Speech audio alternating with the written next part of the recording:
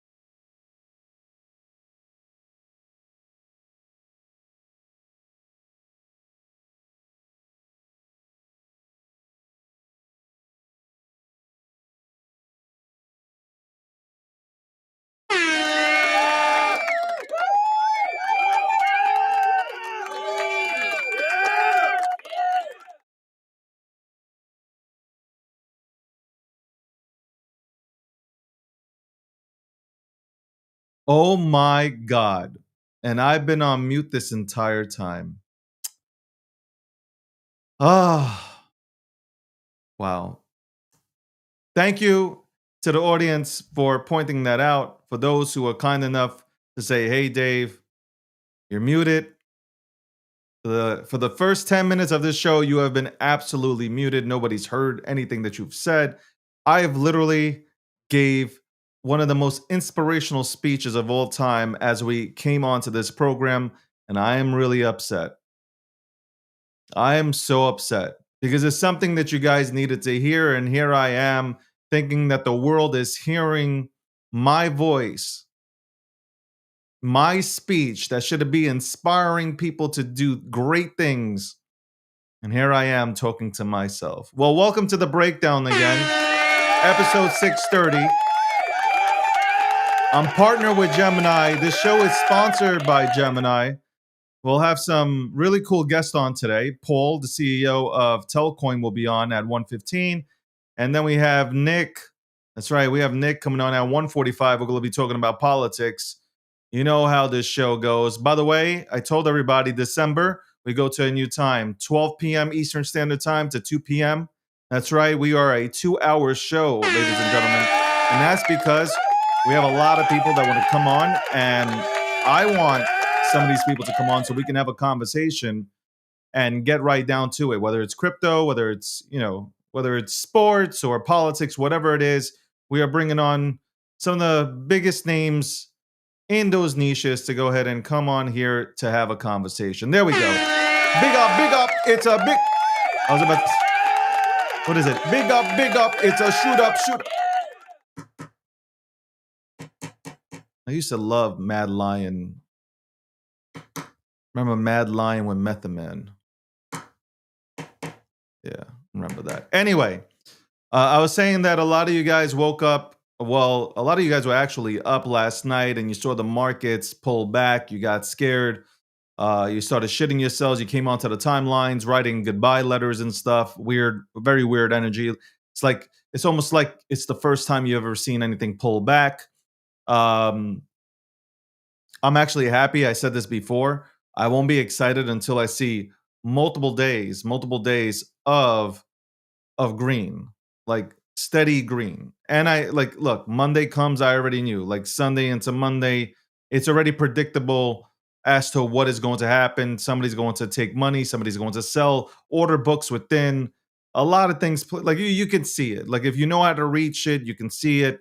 So honestly, this doesn't catch any veterans off guard, but I gotta say, a lot of veterans still act like, oh my God, how can this happen? Really weird. Sunday into Monday, it's kind of one of those days. By the way, the end of QT, right? Everybody's so excited. End of QT. We shall see what happens. Also, obviously, there are rumors that the Fed is going to cut rates by a quarter, so we'll see what happens there. We'll see what kind of reaction we get. Obviously, every time rates are cut, for the most part, for the first 2 to 3 days, markets pull back, but then eventually they go up. So we'll see. We'll see what happens with these checks that go out again in quarter one of 2026. The Trump administration has come out and stated that they will be sending out tariff checks. Again, we shall see. But if that does happen, that means that retail will come in. I said it before that we have at 1:15, we have Paul from Telcoin coming in to go ahead and chop it up with me and talk about Telcoin and talk about the markets. Also, at 1:45, we have Nick who comes on here to go ahead and talk politics. That's right. We'll get into the politics. I'm going to ask him a few questions. Just sit back and listen to him.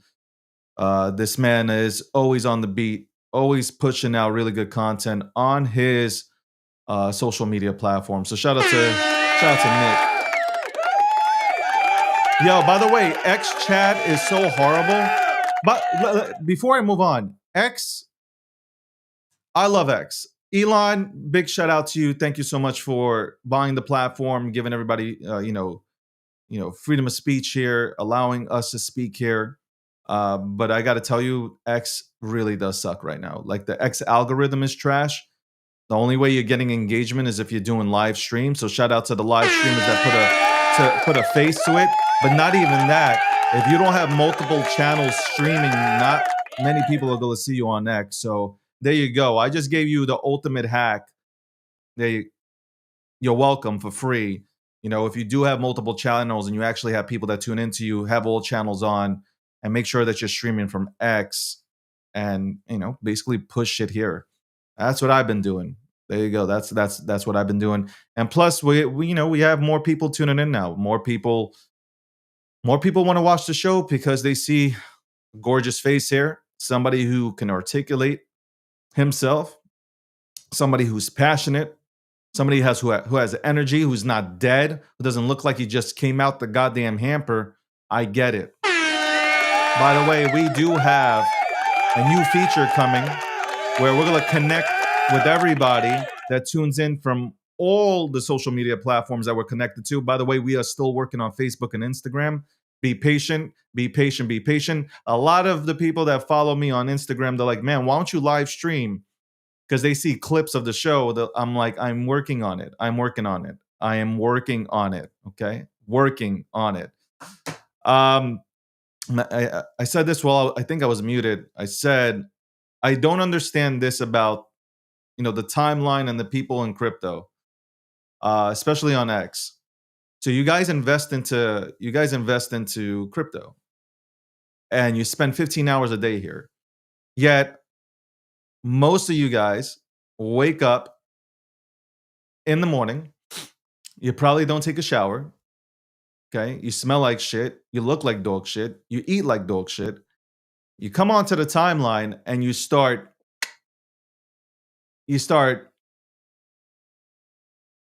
talking shit about crypto. Like you're wishing for crypto to go to zero. I don't understand the logic behind it. Wouldn't you want to see crypto thrive? Why don't you want to come onto the timeline and be positive? I'm not saying be a bulltard like me. I'm talking about why not come onto the timeline and be like, even if we pull, hypothetically speaking, this is like the language used right now, which I'll use here. Crypto's pulling back, but I am confident that the crypto ecosystem is going to build great products, and we are definitely going to send. Might not be now, but in the next few months, we might go. Why not come on with that type of vibe? Why do you come on here? It's over. I told you it's going to 50. It's all dead. Da, da, da. What does that give you? You're in crypto, right? You claim to be in crypto, yet you come on here fudding the fuck out of crypto. It doesn't make sense. It doesn't make sense. It really doesn't. It's like me owning a car and just focusing on the flaws or the little imperfections that I don't like, but not talking about any of the pros of the car or the company and where it's heading. It doesn't, it's weird. It's very weird. I gotta tell you, it's like the weirdest shit I've never seen an industry that fuds itself so bad. Like you guys are the worst. And you're looking to change your lives. I don't know like which way you're going with that though. Like, are you looking to be completely broke and just say I told you so? Or I'm a little bit lost, and I think I might not be the smartest person in the room, but I think I get it. And man, man, you guys, I gotta tell you, it's just weird energy, man. That's some weird energy. That is weird energy. Anyway, Bitcoin's at almost at 85,000. It's 84,688. We got Ethereum at 2738. Tether's holding strong at $1. You got XRP at $1.99. All right. BNB is at 812. Solana's at 124. Could that be the ultimate pickup there? Solana at 124. I don't know. I think the things that you really got to look at, I think this is what you look at: Bitcoin, Ethereum, Solana, and then you might go ahead and look at BNB because BNB always does something. But I could also name a lot of things out like Litecoin and shit like that, right? We can go into every sector pretty much and name out things that will probably perform well. Of course, Litecoin, I think, and Monero, and I say and seeing people putting out tweets yesterday saying, "Well, the privacy era didn't last that long, did it?" It's like, bro, like, holy shit, you guys are so short-sighted and you're so number focused that that's why you're not winning. Like for me personally, when I see all you guys talking shit about a project or a protocol and just you focus on the number, I can understand why you're not winning here. You're not looking long term with anything. I can understand if it's like a shitter, like if you're talking about some meme that came out like 3 seconds ago. I get that. I get the meme didn't last for more than 24 hours and it's at zero, and you can go ahead and say but like real projects out here, even real memes that have already established themselves, like, and there's only a few, right? There's only a few. There's not a lot. You guys really talk down the industry. Like I just don't know how you're able to come on here every single day to an industry which you depend on. Your livelihood depends on it. I think your livelihood depends on it, and all you do is talk bad about it. It's just honestly absolutely fucking weird. Anyway, it is 10, excuse me, it's not 10. It is 12:20 p.m. Eastern Standard Time. It is Monday. I hope everybody had a fucking great weekend. And we will be right back after this commercial break.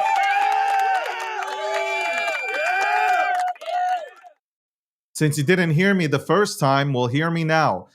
Gemini, who is a proud partner of this show, The Breakdown, episode 630, go to Gemini.com/David G and check out the lineup of credit cards that Gemini has to offer. They got the Bitcoin credit card, the XRP credit card, and the Solana credit card. So go check them out. Gemini.com/David G. Get up to 4% back on purchases to get about points. Also, hit the like button, or I should say, hit the link, my link, my link with Gemini. Trade $1,000 in crypto, get $100 in Bitcoin. We'll be back in about 30 seconds.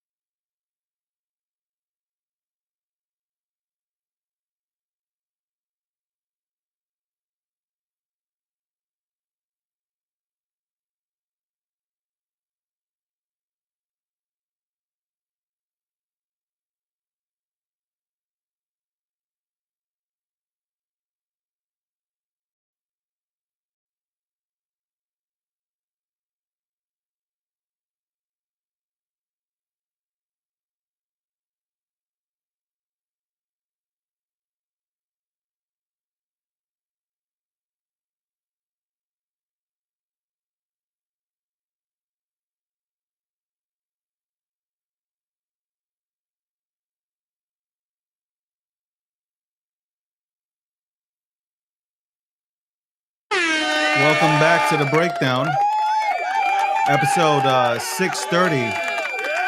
Just got some exciting news. Hey, let's all pray.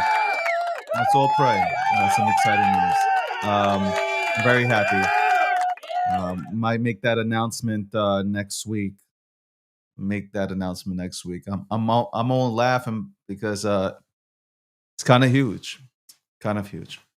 Kind of huge. That's and when I tell you that you guys have been tuning into the show, when I tell you that I have a huge announcement, I usually have a huge announcement. I don't go ahead and just say shit to get you guys amped up and then don't deliver. You guys fucking know that.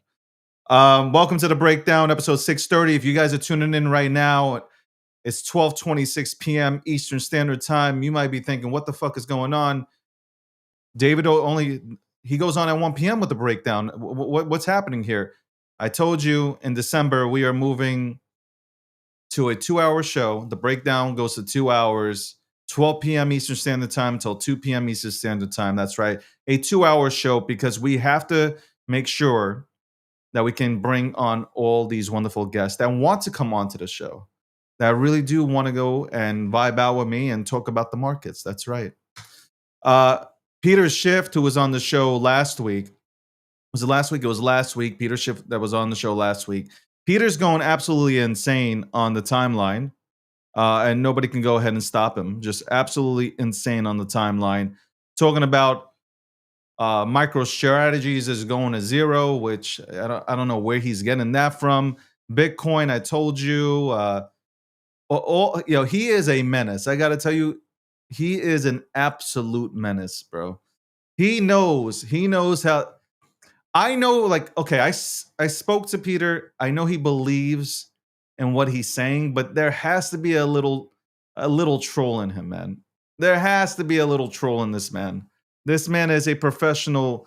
He's a professional troll. He knows how to get under the skin of Bitcoiners and crypto heads. He really does. Like I read these tweets and I laugh now. I'm just like, man, this man is going to do everything possible to get under your skin. God, golly, man. Hold on 1 second. We'll be right back. I just got to hold on. I got to do something. Hold on 1 second, bro.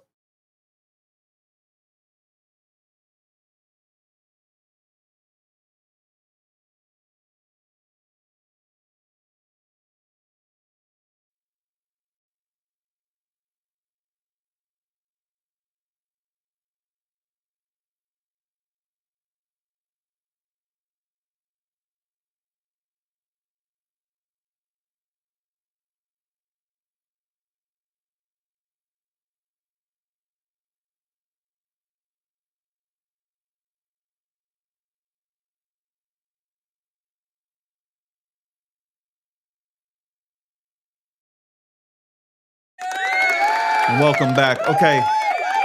I also want to say this in the once. Thank you. So starting at 12 o'clock as we open the show, there will be a segment where I will let people call into the show. That's right. We want people to call in. I want the audience to call in because I know a lot of people tune in from different social media platforms. I want to have the ability to have everybody be heard. Okay. Because a lot of people don't go on Threads. There are people that don't go on YouTube, not on Rumble, not on TikTok, not on X. So like I really want the entire audience to participate and want to have them have a chance to go ahead and talk to me about certain topics. I see that somebody asked a question. X Radio says, "Hey David, I'm fairly new here, but I see you don't do many spaces. How do you feel about some collaboratory spaces?" Listen, I don't do spaces. I will not do spaces. Okay. I'm not doing spaces. I think spaces is a waste of time. Respectfully, I think spaces are a waste of time. And I think for somebody like me who has a big brand, it dilutes it, right? It completely dilutes it. And I've been telling a lot of people who have brands to stay away from spaces. Unless you're just coming there to visit, just to say hello for 5-10 minutes to talk about a certain topic, I feel like it really hurts the brand. People might disagree with me. For me personally, I'll put it this way. It me going on holding spaces in the mornings for whatever 2 to 3 hours, that hurt my brand because it doesn't elevate it. It hurts it because all it does it gives other people an opportunity to milk my brand. And I'm not going to allow anybody to go ahead and elevate off of my fucking back. You're gonna have to work for it the same way I did, right? For a long, long time, for almost 10 years of podcasting, I worked for it. Like nobody gave me nothing. I got my own guests before having any sort of staff now. I got my own guest. I did my own graphics, or I had somebody help me do graphics. Like I did it all on my own. I got my own mic. Okay. I got my own camera. I paid for my own fucking streaming. At the end of the day, like I did it on my own. You got to go ahead and learn the same thing. You ain't gonna get that shit handed to you. I'm not handing shit to anybody. I'm not nobody's babysitter. I keep saying this. I don't know. A lot of people take offense to that. You shouldn't. You should be anybody who has been able to build a platform off of my back should be absolutely happy for the success that I am having. Okay. You should be absolutely clapping, because a lot of you guys say that you're not haters. So then clap. If you're happy and you know it, clap your hands. If you're happy and you know it, clap your hands. If you're happy and you know it and you really want to show it, if you're happy and you know it, clap your hands. That's what you should be doing. You should be celebrating a person that is working absolutely motherfucking hard to get some of the most notable people on here to talk about crypto, to talk about Bitcoin, to talk about the markets, to talk about politics, to talk about things that motherfucking matter. Okay? So clap your hands. That's really it. Jesus Christ. The Breakdown, episode 630. Sponsored by Gemini. Gemini is still, I guess, out there doing their whole European tour, man. They're doing their whole European tour. I got to tell you, Gemini really, they've always done phenomenal in terms of marketing, but they've really stepped it up to another level. The twins are out there. They're talking about Bitcoin. They're laying down the smack it down on everybody's candy ass when it comes to Bitcoin. Love to see it. Love to see it. Love to see that. Anybody really? I gotta say this too. I wanted to mention this about Bitcoin. I'm a Bitcoiner. People who know me know I'm a Bitcoiner. I love Bitcoin. Bitcoin's changed my life from a different perspective, not from a money standpoint. A lot of you guys had your lives changed from Bitcoin from a money standpoint. My life got changed by Bitcoin because it opened up my eyes to reality, because I did not see what was going on in the centralized world. Like every single one of us, it's kind of like the Matrix, right? Where you're plugged into the system, you don't understand what is really happening because the system has programmed itself to make sure that you're just good enough, but you don't know enough, right? So Bitcoin opened up my eyes to reality. Satoshi Nakamoto, he or them, whatever you want to go ahead and put it, okay, whatever pronouns you want to fucking use here, but Bitcoin opened up my eyes to reality. That's it. And the more and more that I think this cycle, which I don't believe there's a cycle, and a lot of people disagree with me, and a lot of people agree with me, but this cycle, air quote, I'm going to use air quotes when I say that, it opened up my eyes to how much I appreciate Bitcoin even more. Like I really appreciate it because I don't know. I just don't know how. I don't know how any of you like. You know what? Run it back before I say buy Bitcoin. I don't know. I don't know, or I should say, I can understand why retail doesn't want to come here. And I also can understand if one person from retail did come here, why they would not want to be here. Maybe it's just an X thing, because if you go onto other social media platforms, it's a little bit different. X is really toxic. The environment that has been put together on X for crypto is very, very toxic. So when you listen to some people talk, it's just like, should I really even be here? I said this to somebody. I feel like when you come into crypto, it's like You're surrounded by a bunch of people who pickpocket motherfuckers. That's who. That's what I feel like. I feel like you're surrounded by people who pickpocket motherfuckers. Three con Monty. You're like you walk in and you're just getting. You better go ahead and you better hold your shit tight, man.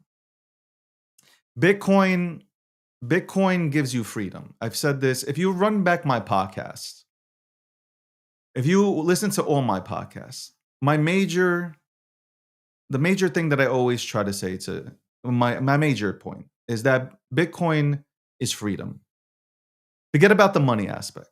Forget about the gains. A lot of you guys, obviously, I'm not dumb to the fact I understand, but it's freedom for me first. It's the freedom that it's given you. It's the freedom. Like you can own half a Bitcoin. It's freedom. Like you've just acquired freedom.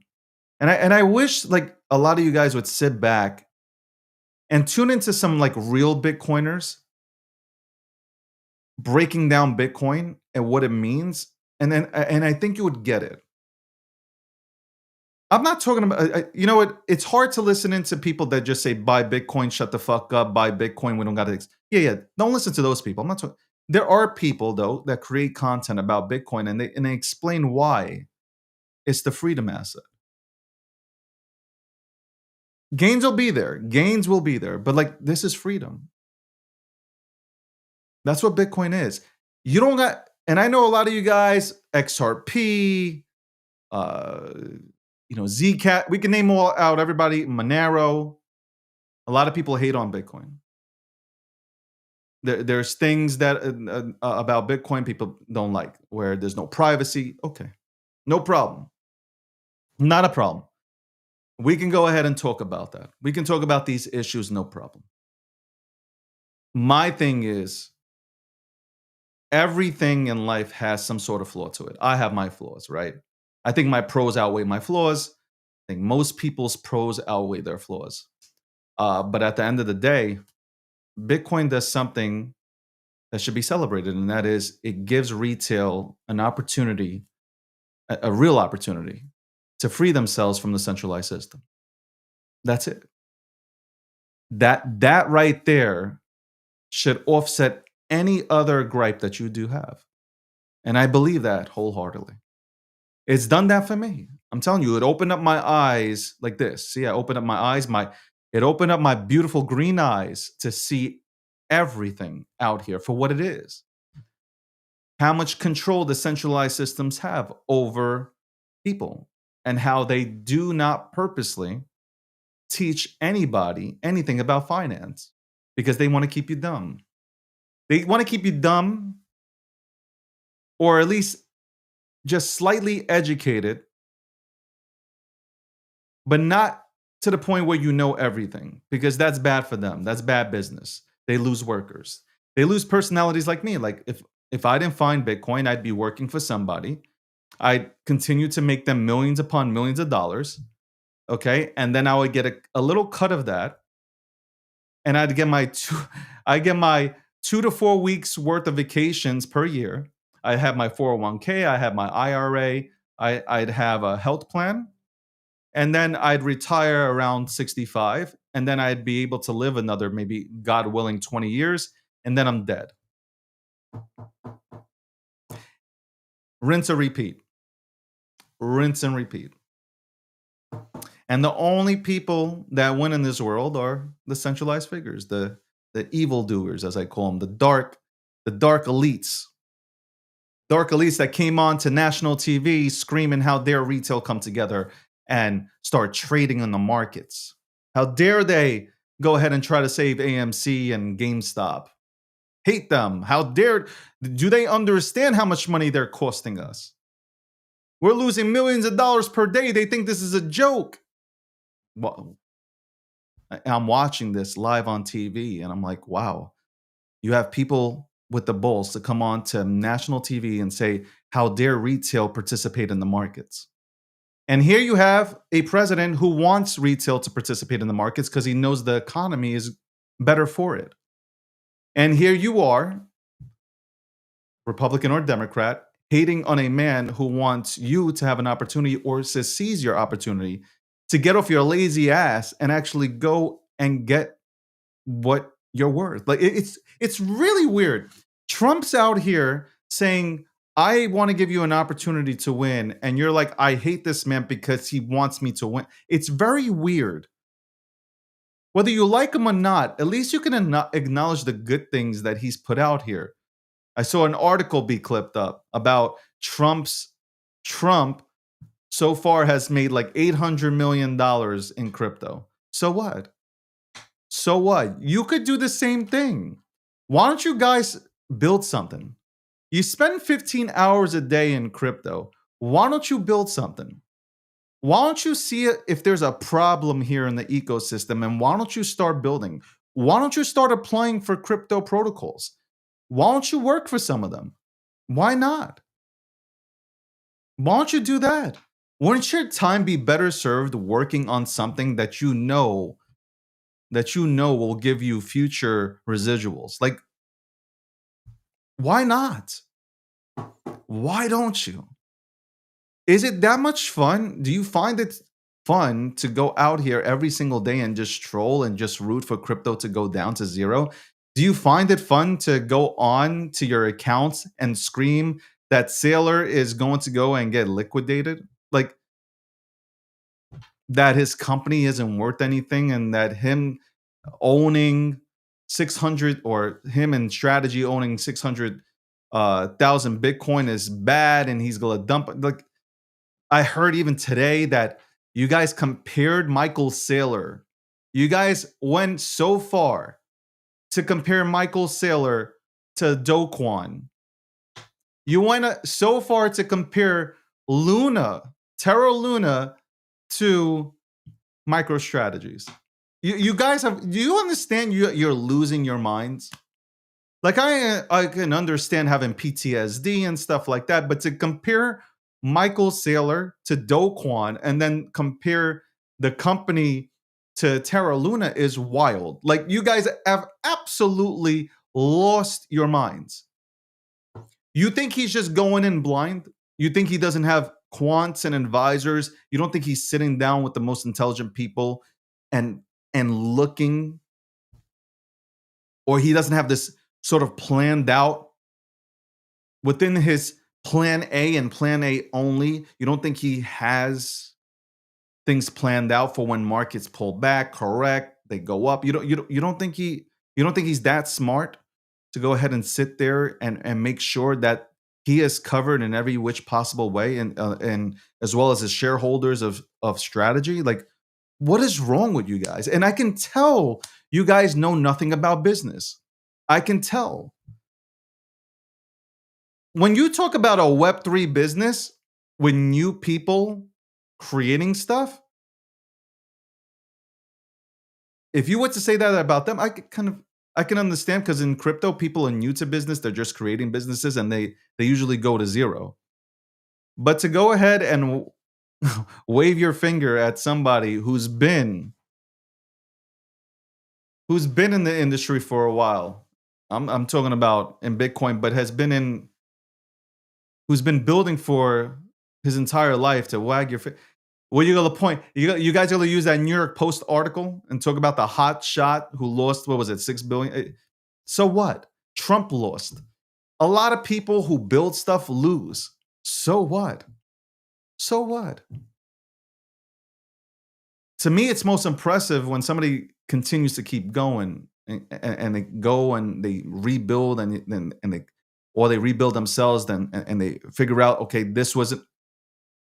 You guys rooting for somebody for it to go to zero, like, and I just don't get it. Like, I am at a loss for words with the way you guys act here. And most of you guys, I think 90% of the people that are out here talking this bullshit, honestly, don't have any skin in the game. You don't own Bitcoin. You don't have Ethereum. You don't have anything. You have an airdrop. You have an airdrop of some shitty ass token that came off of like Pump Fund, that was just sent out to your wallet. You have it. Now you're calling yourself a market participant in crypto. That's really it. That's really it. Bottom line, that's what it comes down to. Welcome to the Breakdown, episode 630. This week, though, like the first hour of the show, I just want everybody to know next week we'll have people on earlier, but I've booked out everybody for this week to appear from 1 to 2. So I just want everybody to know that the guests will be coming on from 1 to 2. Maybe, just maybe, me and the staff will go ahead and bring on a few more people or just one or two people during this hour, the first hour of the breakdown. Again, I got some exciting news. I'm really happy. Until it's signed, though, I'm not going to go and talk about it. Y'all shall go ahead and see. But I'm happy because that means that this show is getting recognition. People are seeing it. Clips are being made by clippers. Shout out to all the clippers that are clipping up this show. I appreciate you. I acknowledge you. And I hope to have you guys with me. Anybody who is clipping out there, clip my show, and I promise you, I will make you be seen. And if you're seen, I'm telling you right now, if you clip my show up, and I retweet it, I promise you, people will see it and people will hire you. I might hire you. I don't know. See this show, clip it up, make good moments out of it. Okay, make some good moments out of it. There's a bunch of material that you can use for this is going into the 6th week of the rebrand for DG. Okay, that is me. I'm talking in the third person. You can go back for the next 6 weeks and find some hella content. Take it, clip it up, push it onto the timeline. I will retweet it if I see it.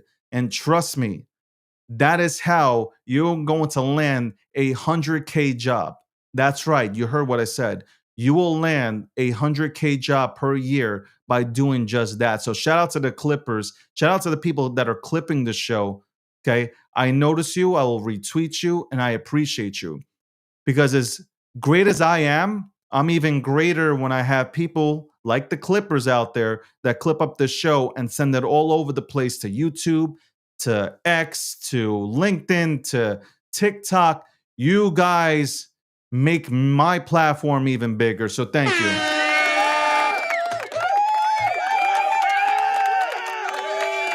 Let's get caught up here real quick on the markets because I haven't looked since the beginning of the show. We're at 85,137. So we're over 85K now. Ethereum 2747. We have XRP still at $1.99. By the way, anybody who gets on XRP, listen, why the fuck do you care about XRP? XRP is trying to build products that help the banking system. That's it. I mean, I don't care about the banks. One thing that I do and what I love doing is I will make money on these assets and then I will take out profit and I'll put it into Bitcoin. That's how I play the game. Anything that I can get, ultimately, I want to shift that into Bitcoin. You guys tell me I'm wrong. I love when you motherfuckers tell me I'm wrong about Bitcoin. And you'll start saying, oh, see, you told everybody to go into Bitcoin. First of all, buying Bitcoin at any price is the greatest thing that you can fucking do. I'll repeat that. Buying Bitcoin at any price is the greatest thing you could do. It is bullish to do that. I'll buy this shit at $50,000. I'll buy it at $20,000. I'll buy it at $1, and I still will remain bullish. You guys don't understand that. Oh my God, it went under 90. So what? Thank you for the opportunity. Somebody at some point said to themselves, I don't feel like it's worth holding Bitcoin anymore. It's at 90, I'm selling. Me at 90,000, I said, I want more Bitcoin, so I'll take that off your hands. It's that simple. That's what happens in TriFi, and that's what's happening in the crypto ecosystem. We're also still kind of recovering from 1010. 1010 was a hell of an event. I feel it in my nutsack that obviously market makers, besides everything that you can throw into this pile, okay, you want to talk about hash rates and all this shit. There are a lot of reasons why we are currently shopping here in this current range. You got market makers that would destroy it caught off guard. Okay. Well, whatever happened, they got caught off guard. Yesterday, by the way, when I saw that Ethereum short being opened up, I knew what time it was. A few hours before the market pulled back, When I seen that Ethereum short, I was like, bingo. I already know at basically 2 to 3 hours from now, the market's going to pull back. That's exactly what I said yesterday on a Sunday as I was enjoying a rest day, okay? A rest day before I came on, preparing to come on here to do this show, the breakdown, the entire week. By the way, episode 630, 630, the first episode of December 1st, of December, excuse me. Why did I say December? Of December. I love live because you can never re-record the motherfucker. First episode of December. Money is going to pour into this industry. I know that for a fact. But the titling here, Monday, market dump, buy Bitcoin. I've been telling everybody buy Bitcoin. Okay, buy Bitcoin. That's it. You got money, buy Bitcoin. By the way, with the markets pulling back, everybody gets so scared. But like, were you pulling out money? Were you trying to pull money out to go ahead and buy something? I'm so confused with like the way you guys get so scared. It's like, oh my god, it pulled back, it's over. Like, what's over? What's over? You guys have been screaming that Bitcoin and everything crypto related. It's been over for fucking years. It's been over since Bitcoin started. Like, you've been screaming it's over, yelling at the top of your lungs, it's over, it's done, and you've never been right. Maybe it's just time to get into Bitcoin and shut the fuck up. Anyway, welcome to the breakdown, episode 630. We will have the CEO of Telcoin on at 1:15, and then we will have Nick on at 1:45 p.m. to go ahead and talk about some politics. I want to ask him about some issues that are happening within the Republican Party, and I know he's going to give me phenomenal takes. So anyway, we'll be right back after this commercial break from Gemini.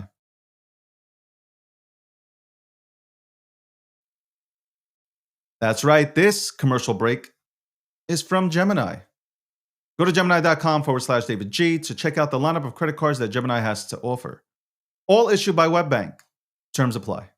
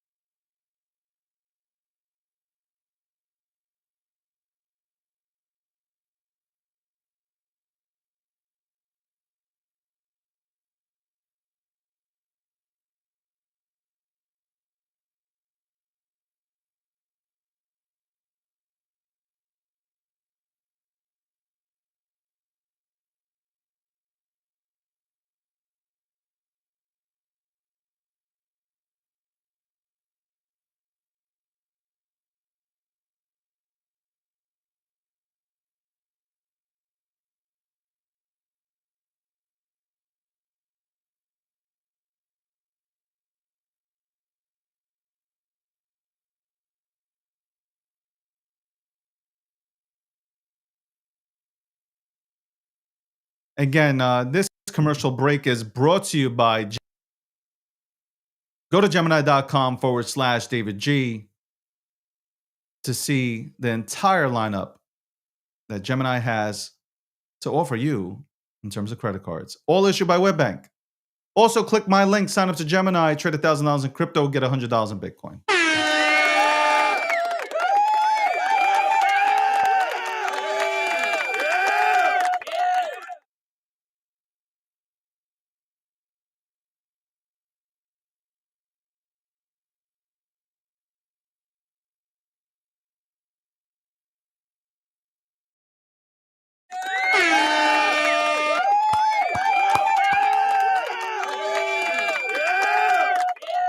Welcome back. Welcome back to the breakdown. New time moving forward, obviously 12 p.m. Eastern Standard Time to 2 p.m. Eastern Standard Time.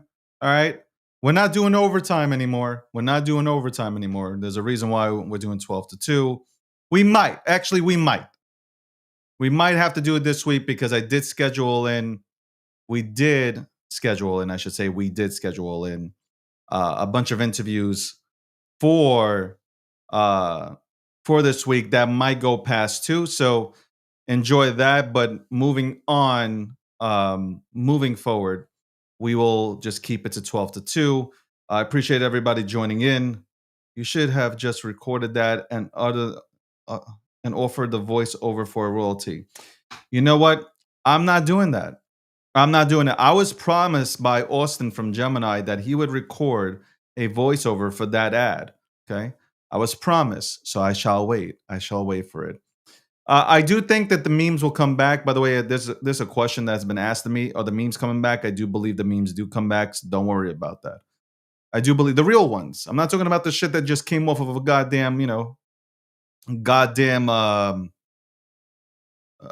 launch pad, and you went into it and it's never coming back. Listen, I was bored as fuck on a Saturday night. I went into something on Pump Fun, and I lost my ass. I absolutely lost my ass. But see, I don't give a fuck because I didn't put much into it, but I knew that the likelihood of winning on Pump.Fun is 0. Okay. Unless of course, you know somebody who is about to go ahead and launch and they give you the tip. Okay. And not that tip. Relax. Not that tip, ladies and gentlemen. Get dirty. You got some dirty minds over here. Let me go ahead and tweet out something. I want to ask who has the loudest community in this space.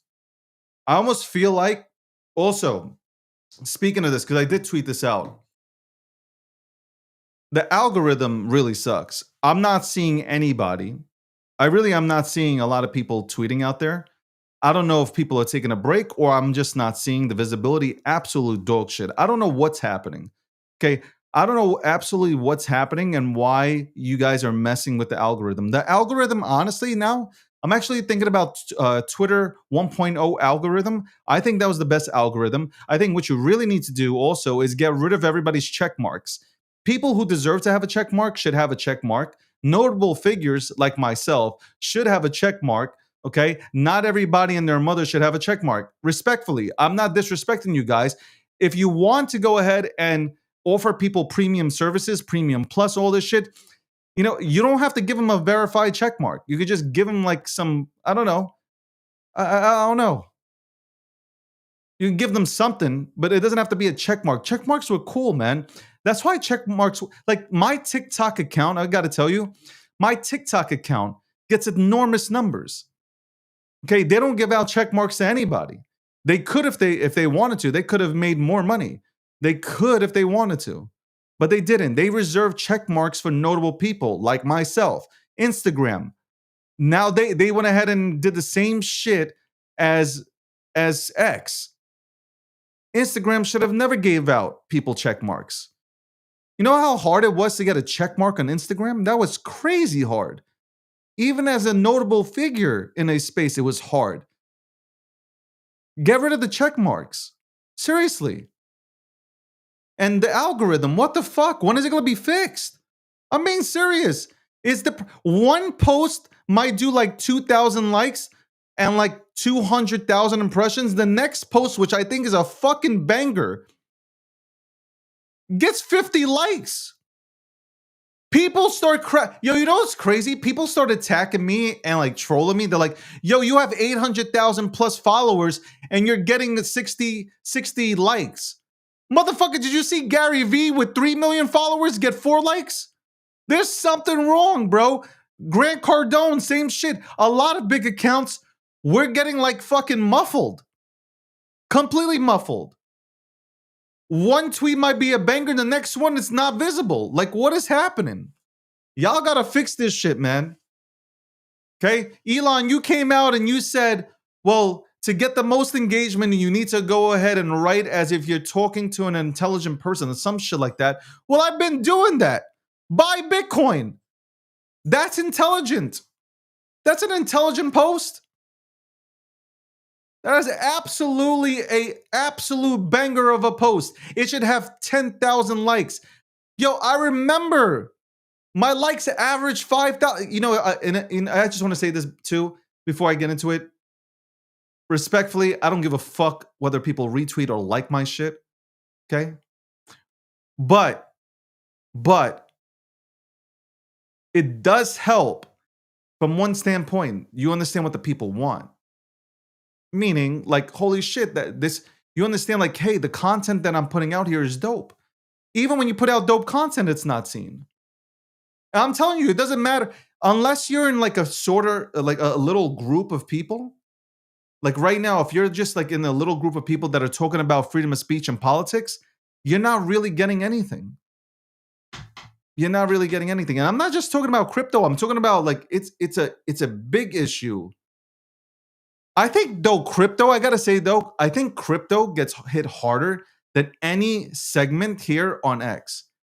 I don't think they really like. I don't think they really like X. I really don't believe they like. I mean, I don't believe X really likes crypto. I think they've pretty much made it be known right now that they don't like crypto with the way the engagement is popping off. Anyway, I just wanted to talk about that because I see it. I was like, oh man, maybe I do suck. Maybe I did fall off. I was thinking that. I was like, but hold up, my live streams, they're doing great. So like it doesn't. I don't get it. It's confusing a little bit. It doesn't make sense. Doesn't motherfucking make sense. None of this shit makes sense. Today I was posting and my tweets are visible again. Slowly they're becoming visible. It's weird.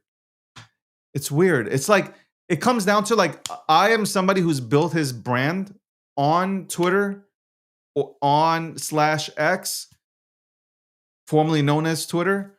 Like I don't want to leave this place, but if I have to in order to go ahead and get more engagement, like or to get more, I should say more visibility, more so than engagement, then that's what I have to do. I guarantee you once Facebook is up and Instagram on here, like my shit's going to skyrocket. I'm going to be so cool with the boomers, it's crazy. I'm telling you, I'm gonna be so cool with the boomers. It is going to be absolutely crazy. The boomers are gonna love me. The boomers are gonna love me. They're gonna be like, look at this man. He doesn't dress up in a trash bag. He's here with a suit every single day with pants on. Clean. You can tell that he's clean. Look at his face. He takes care of himself. You could tell no acne, no nothing. Think about that. No acne, no nothing. I don't have to hide anything with product. This is who you're tuning into. Somebody who comes here with massive energy every single day. When I bring on guests, I don't interrupt them. I let them speak. We have a conversation. You enjoy them. That's what it's about. That's what it's about, man. I love crypto. Of course, I love talking about crypto. I love talking about Bitcoin. You know why? Because it's freedom. It's freedom. It really is. It's freedom. We'll be right back in 2 minutes after this commercial break from Gemini.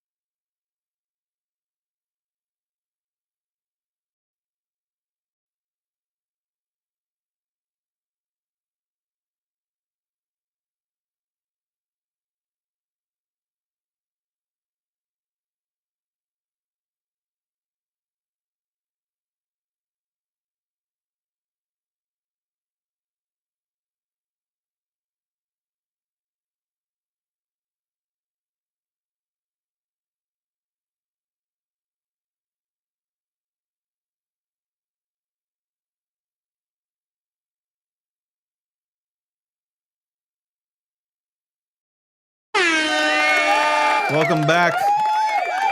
Welcome back to episode 630 of The Breakdown. We have now moved to 12 p.m. Eastern Standard Time. I told you this last month that we will be doing the show for 2 hours, starting from 12 p.m. Eastern Standard Time, running to 2 p.m. 2 weeks from now, we will have guests on from the 2 to 1 and 1 to 2 hours, okay? Giving us more time to speak to some of the notable names that we do bring onto the show. So I am excited. The show deserves to grow. The show deserves to grow. That's right. We've done everything possible. I've done. No, we've done everything possible to make sure that the show deserves an extra hour to it. And we might go to 3. Depending on what happens for the next month or two, we might go to 3. So the show might start at 11 and then roll till 1. We might have a 3-hour show. Absolutely, 100%. You know what? I love doing this. So it doesn't matter to me. I can talk all day. I can bring that energy. 3 hours, I get to go ahead and report on all the things that are happening in crypto. I'm not isolated to an hour of talk time. So I'm happy. I'm absolutely happy. You guys know, you tune into me.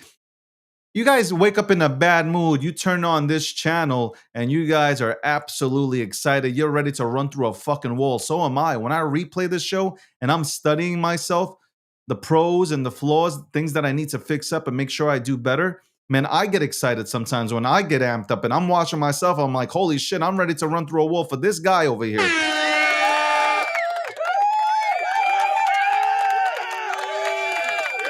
I'm ready. I'm like, fuck this. I'm ready to run through a fucking wall right now.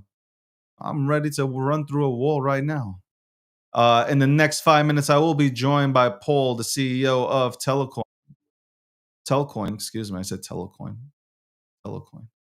What is Telecoin? Now somebody's going to make it. Well, we'll be joined at 1:15 p.m. Eastern Standard Time by Paul, and we'll talk about Telcoin. I know about Telcoin. It was in when we came out with obviously with Gokhshtein magazine, and that is a long time ago. It was in the first edition. I think we had a write up from one of the writers about Telcoin, so that's pretty cool. That goes way back. That's way back. That's way back. And I was still wearing suits. By the way, I just want to say I want to acknowledge the fact I made suits popular again. I'm the only person in crypto, I can say this wholeheartedly, that wears a suit every single day. And now I see other podcasters, and I'm happy. I don't want to thank you, but I see other podcasters that coming on. They're wearing a suit. Now, some of them don't know how to wear a suit. I'd like to go ahead and take them out to the city, maybe do a little content of me getting you a good suit, which is fitted correctly to your body. Okay.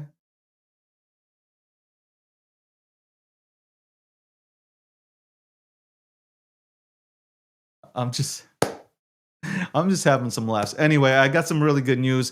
Think you guys are gonna be excited. We're gonna try to make something happen in the next week or two. Bringing on somebody really, really cool. I think all my guests that come on are really cool. I really have really great conversations. I learned something. I have conversations. I don't have interviews. I hate when people say, "Are you going to interview somebody?" And I'm like, "No, I'm having a conversation. This is not a aha, I gotcha moment type of thing." I hate that. I don't watch. I hate watching shows where they're trying to get somebody in a aha question. Like, no, let's talk about topics. Let's talk about why certain things are important. Let's talk about that. Let's actually hold on. What is this? What is this? We got already. I already got comments from the other side. I wish all you guys can. That's one thing I think Restream needs to work on is so you guys can see the comments coming in. I have the TikTok comments right now, and I can't, I can't put them onto the screen. That really sucks. The Rumble comments you can't put onto the screen. That really sucks. Really does suck. Anyway, the people wanted this. People were contacting me through my DMs. They're like, "Yo, man, why aren't you giving Tell a chance? Why don't you bring on somebody from Tell?" I think JQ went ahead and reached out to me. He's like, "Hey, man, I'd love to see you go ahead and bring on Paul." And I'm like, "Okay, I'll bring on Paul. No problem. No problem. I was just busy. Why are you yelling? Why are you yelling?" Why are you yelling? Anyway, welcome to the breakdown, episode 630, sponsored by Gemini. That's right, the good folks at Gemini. They needed somebody good looking to be a part of the staff, so to partner up with. So they contacted me, obviously, and now how long is it? We've been married for a long time now. Me and Gemini married for a long time. Thank you everybody for tuning in from X, LinkedIn, YouTube, Rumble, TikTok. TikTokers want me to do the dance and stuff. I'm not doing any Red and Gay dances. We have Instagram and Facebook. I keep saying this, but we have that in the works. Last week, we did our highest numbers. So think about that. The week before, we did 1.5 million. I think it was 1.5 million in views. Last week was bigger than that. And we'll go ahead and obviously have the recap on that. A lot of new international viewers have joined us. So welcome to the international audience. Thank you very much for staying up or waking up to this wonderful broadcast. All right, we're a minute away from bringing on Paul. Paul is backstage. He is yelling. He is yelling because we did not provide free M&Ms or water. So he is yelling back there. He's yelling. He's asking his interns, why is he on this program? We will ask him once he comes on live. If we can go ahead and take care of him, maybe send them some care package out here. We'll get the intern to do that. But speaking of Paul, let's bring him right on. It is 1:15 p.m. Eastern Standard Time. Ladies and gentlemen, episode 630. Start retweeting. Share this. Put your notifications on. Subscribe. You know the deal. You know how it goes down. Okay, here we go. Paul joins us now. Paul, how's it going? David, how are you? I'm doing great. Thank you. Nice setup. I like it. Finally, somebody who has come on to my show, starting the week good. Because last week we ended with people streaming from their closets. I didn't see their face. We asked people, please, have a camera so we can see you and so the audience can see you. So thank you so much for coming on prepared. Yeah, I like the natural background. And, Paul, they have been in my DMs today. I should have. Say that again? I apologize for not wearing my suit today. No, it's okay. No, I don't listen. It is what it is. But I was more so talking about some of the content creators out here. It's a funny thing because Peter Schiff and Grant Cardone, a lot of people that have come on here lately, they're like, hold on, you're wearing a suit. I'm surprised. If I would have known, I would have wore one. And I think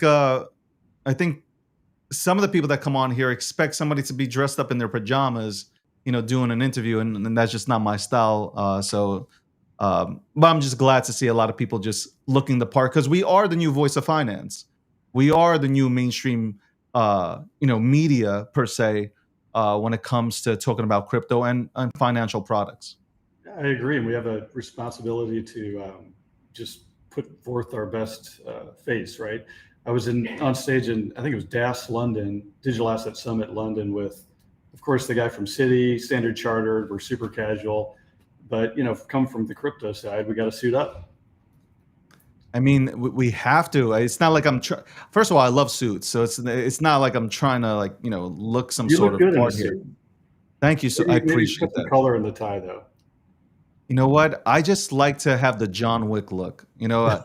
I have red ties and I have some bright ties, but I'm like, you know what? It's kind of like Lex Friedman. Like he has his, the black suit with the black tie, consistent, and you're just like, yeah, I know that guy, right? Like you instantly spot him. Anyway, I know we're supposed to talk about crypto, but like I said, we have conversations and we started off with suits. But Paul, they're my DMs. They're like, they've been harassing me. They're like, can you bring Paul on? Can we talk about Telcoin? So here you go. Let us talk for the next 10 minutes about Telcoin. What is happening? You're one of the first, I would say, cryptocurrencies that appeared in my magazine. My writers, one of my writers was in love with Telcoin. Tell me what's happening. What are you guys up to now? Well, first of all, I'm super happy to hear that we were in your first episode. I'll have to watch that. I appreciate that. It's been a long time, hasn't it? Like 8 years, I think. A long time, very long time. really appreciate our community too. We haven't done a whole lot of these, and happy to start doing more of it now. The Nebraska Department of, so just to back up, Telcoin just recently was approved our banking charter with the state of Nebraska. So that's what we're really excited about. It's something we started in 5 years ago. It was a very long path, but we're finally there. But I think the Department of Banking got more freedom of information requests from our community than, it was like 300 or 400 over the past couple months. But they know that that's something that is a great asset to us and to them once we get this off the ground. But really an avid community, which we really appreciate. What we're doing and what we've really focused on, I think in 2020, when I decided to move the nexus of the company to the United States, we looked at our banking options, and there was, I think it was Metropolitan Bank of New York or something that was really doing the only crypto banking at the time. We called them up in 2019, said, hey, we're about to set up in the US. Can you open our accounts for us? They said, great. We called them up January of 2020, and they said, our board has decided to pivot to marijuana banking. So sorry, we can't service you. I thought, wow, that's amazing that the entire industry is based around this one bank that just pivoted, right?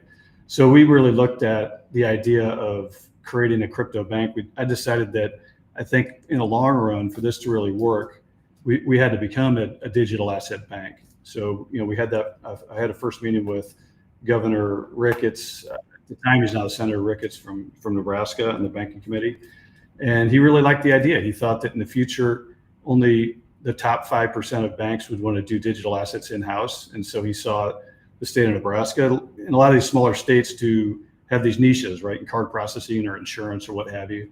And so, he really saw that Nebraska could be this home for banking as a service for digital assets. And that's kind of what his vision was. I mean, ours is that, if you look at a lot of the crypto rails or any of the card programs out there that are out there even today, they're run by a handful of banks that really consider digital assets to be a high risk activity. And so that works, the fees that they charge because, those more high risk programs are fine if you're trying to rush in to quickly gamble on Bitcoin, right? But to really be used as a payment instrument, you need one-to-one rails. You need a banking charter with a regulator that considers the digital asset to be the center of what you're doing, not some high risk side activity. So that's kind of what we've been doing, and we're finally just about there and very excited. For new people tuning in, how would you summarize Telcoin?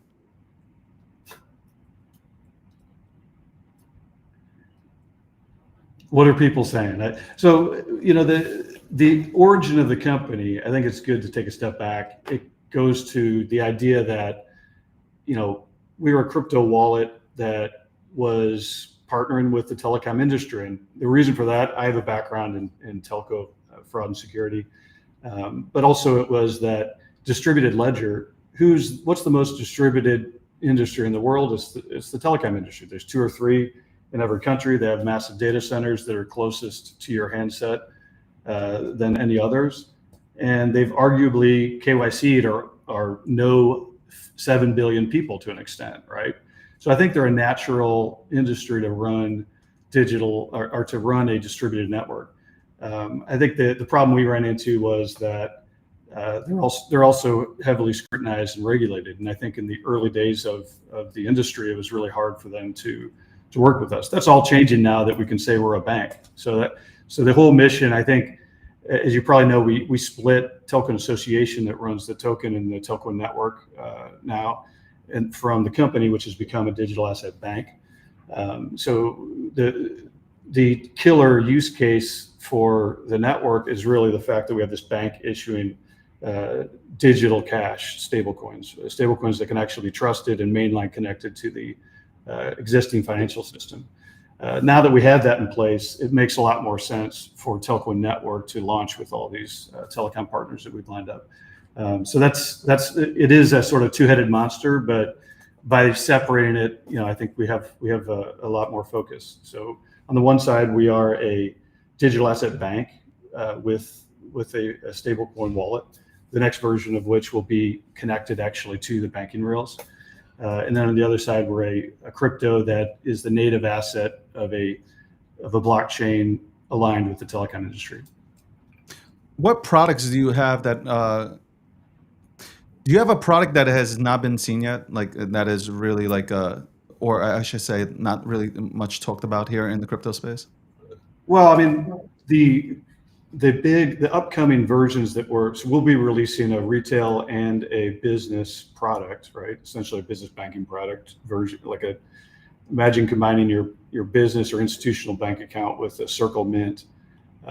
That'll be coming out soon. And then on the retail side, I guess you could consider it more of a stablecoin version of Revolut, or a banking, really much closer to a banking app versus just a crypto trading app.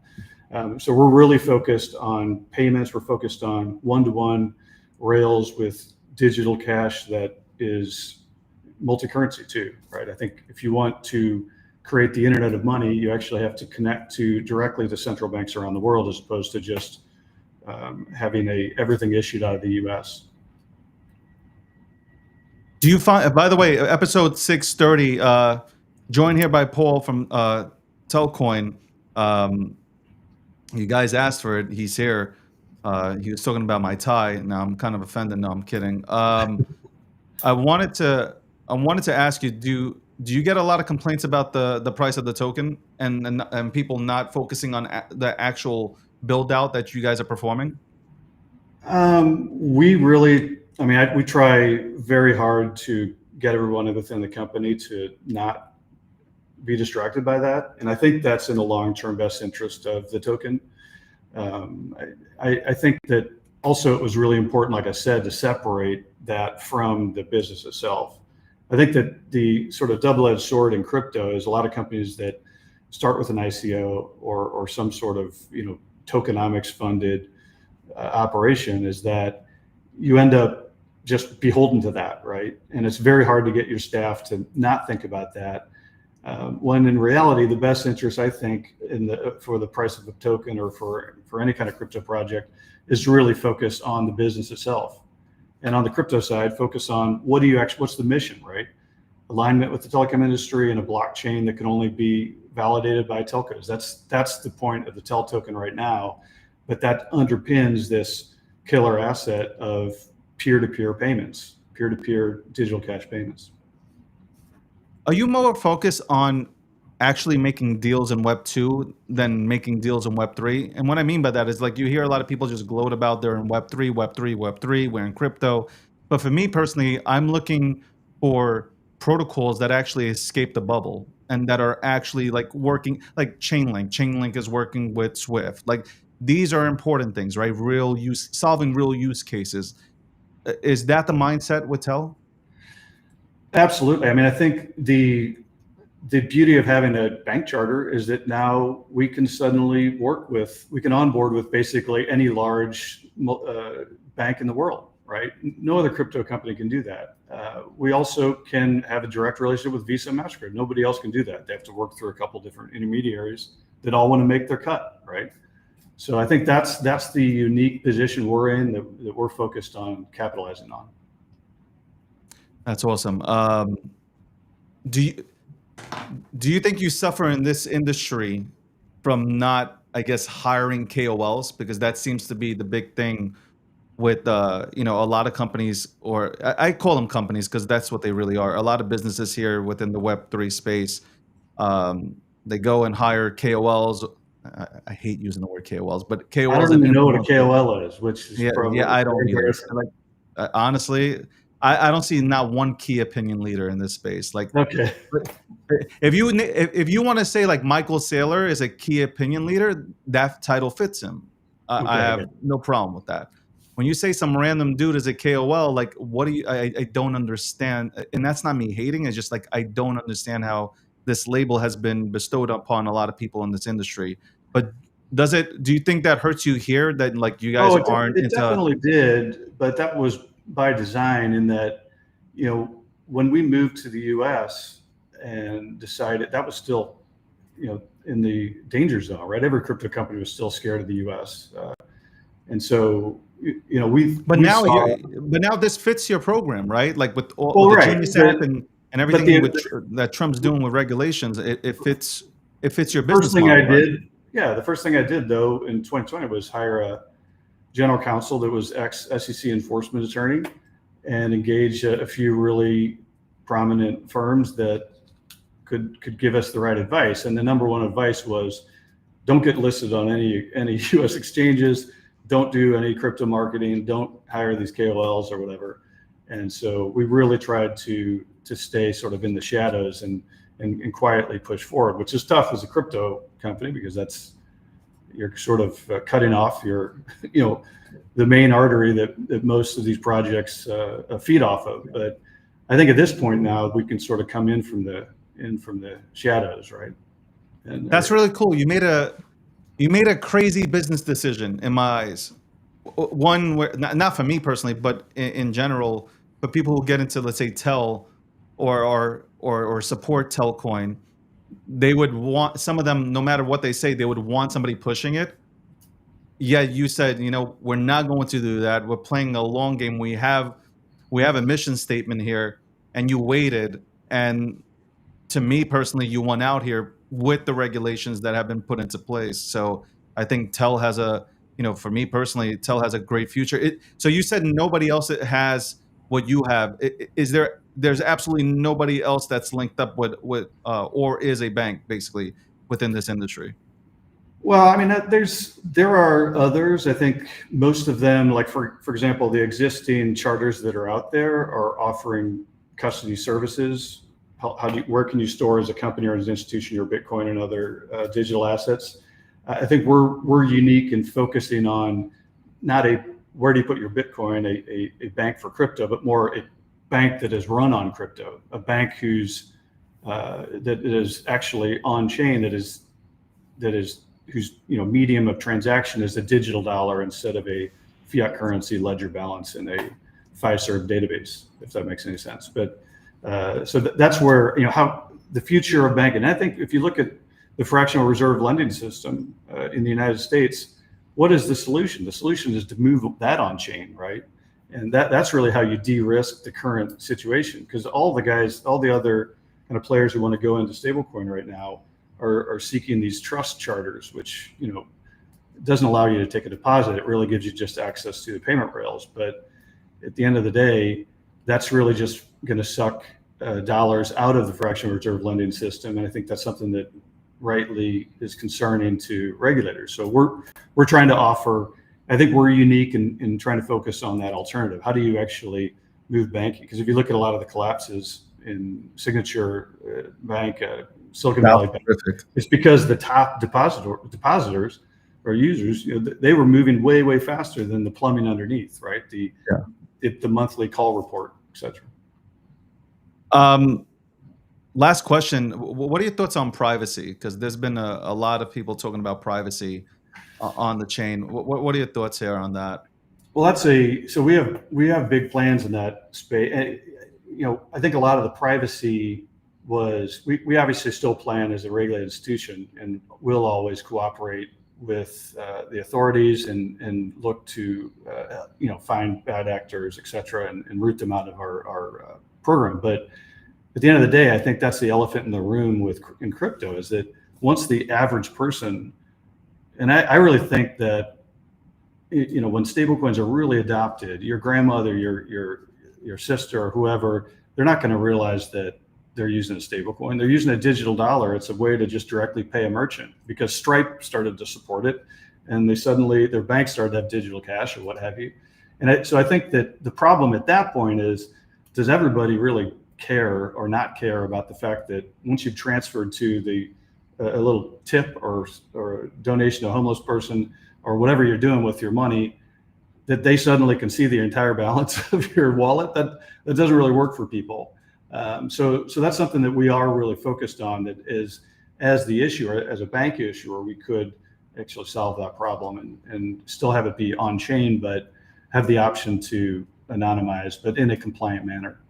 Well, that's Ethereum is set to do that with their upgrade. Vitalik was talking about that.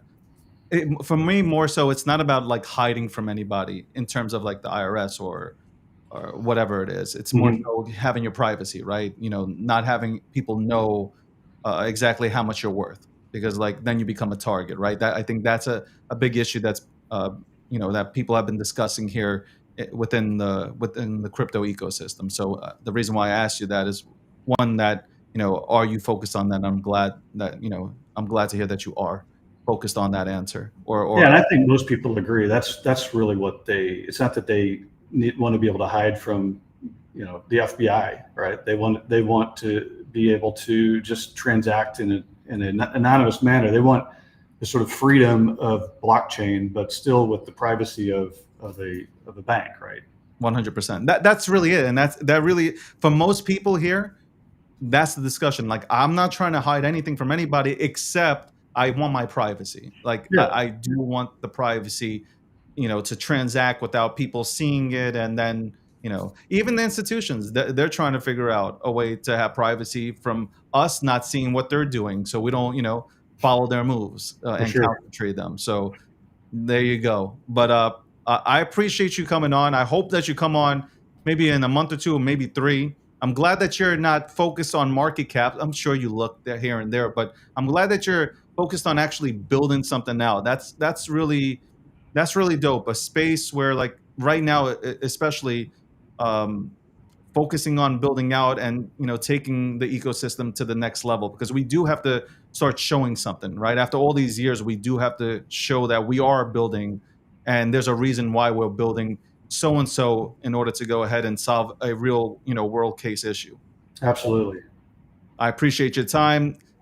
I'll see you again in the next 2 to 3 months. Good luck with Telcoin.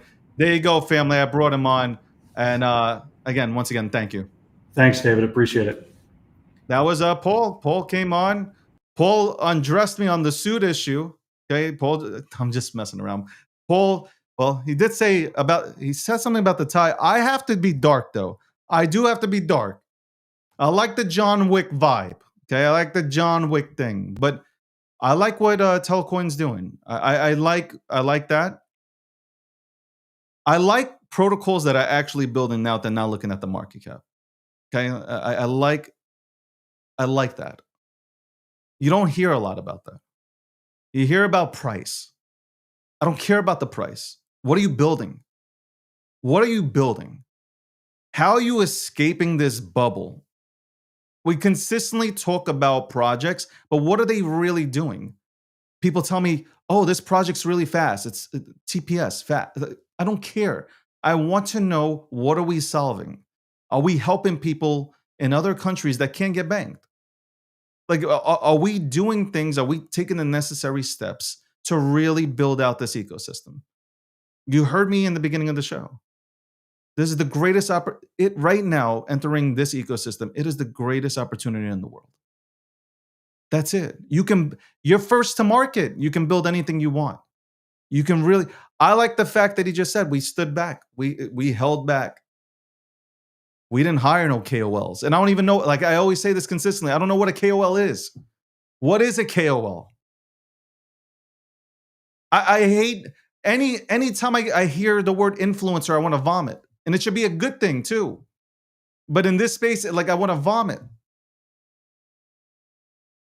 I'm glad that he didn't hire anybody. I'm glad Telcoin said, you know what? We are focused on building this, and that's it. And look what happens. Trump gets in office. Now you have more clarity. So what do you think is going to happen with Telcoin? I'll leave you with that. What do you think is going to happen? You going to bet against them? You going to bet against him? I thought I was interviewing Tim Cook just now. Anyway, episode 630. Hey, Tim Cook is a legend, right? Episode 630. The breakdown. The first 2 hour show. Moving forward, obviously, we're aiming for 3 hours. We have a lot of notable guests coming on, especially this week. We started off with a banger. Paul came on, Telcoin. You guys have been asking for it. I delivered. That's it. I want to bring him back on. I will bring him back on. We'll bring him on in the next 3 to 4 months. We'll see what is happening from that standpoint. Stable coins are big. Ladies and gentlemen, stable coins they're huge. They are huge. The United States of America recognized how huge the stable coin market is. What do you think happens next? Like, I've already said this to you multiple times on this podcast, and whatever podcast that I was invited to and I appeared on, I said stable coins are going to be huge, big. Look for protocols that are highly focused on stable coins. Highly focused. Anyway, we'll be back. 1:45. We have Nick coming on talking politics. Right after this, we'll be back. Gemini, the sponsor.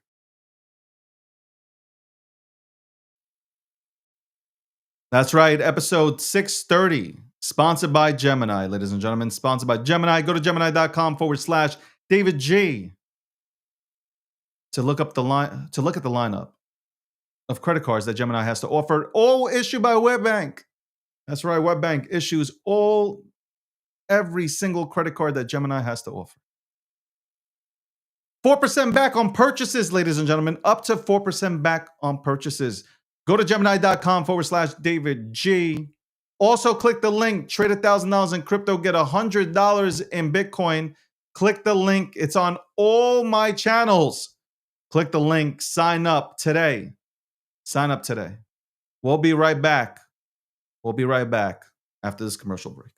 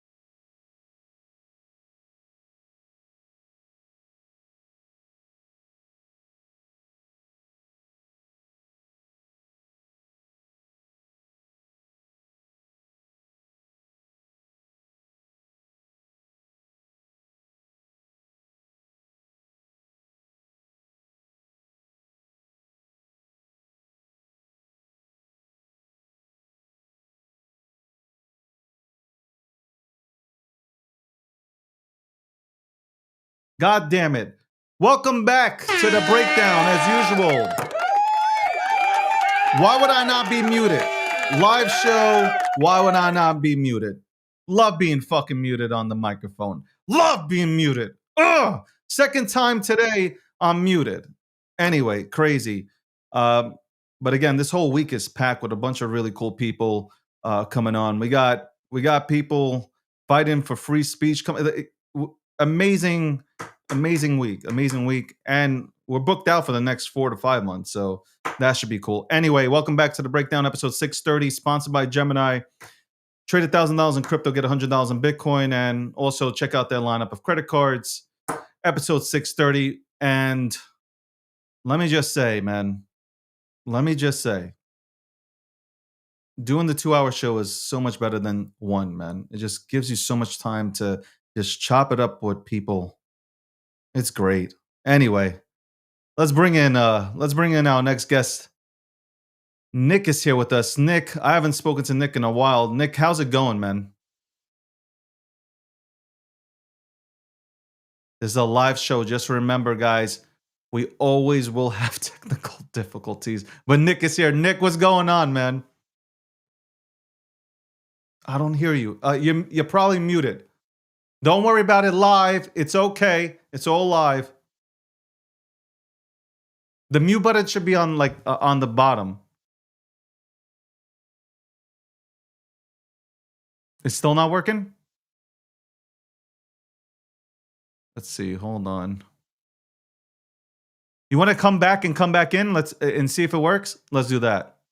We'll be joined by Nick again. We will have technical difficulties, ladies and gentlemen. You've seen it for 6 weeks straight. We've had a few, problems and issues with technical difficulties. I think people are praying. You know what I think is happening? I think people are purposely praying for this show to have technical difficulties. I swear to God, I feel it. I feel it in my blood that somebody might be praying. People that be hating on my ass. I hope this show doesn't play out. Let me just retweet that he is coming on. Let me retweet that. I'm gonna get him on. People hating. People can't see it live with. Let's say live with Nick. He's one of my favorites. I got to tell you, he's one of my favorites.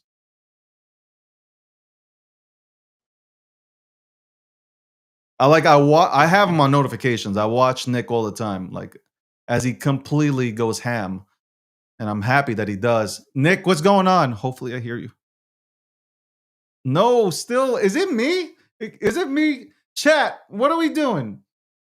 Hold on, let's see if it's me or not.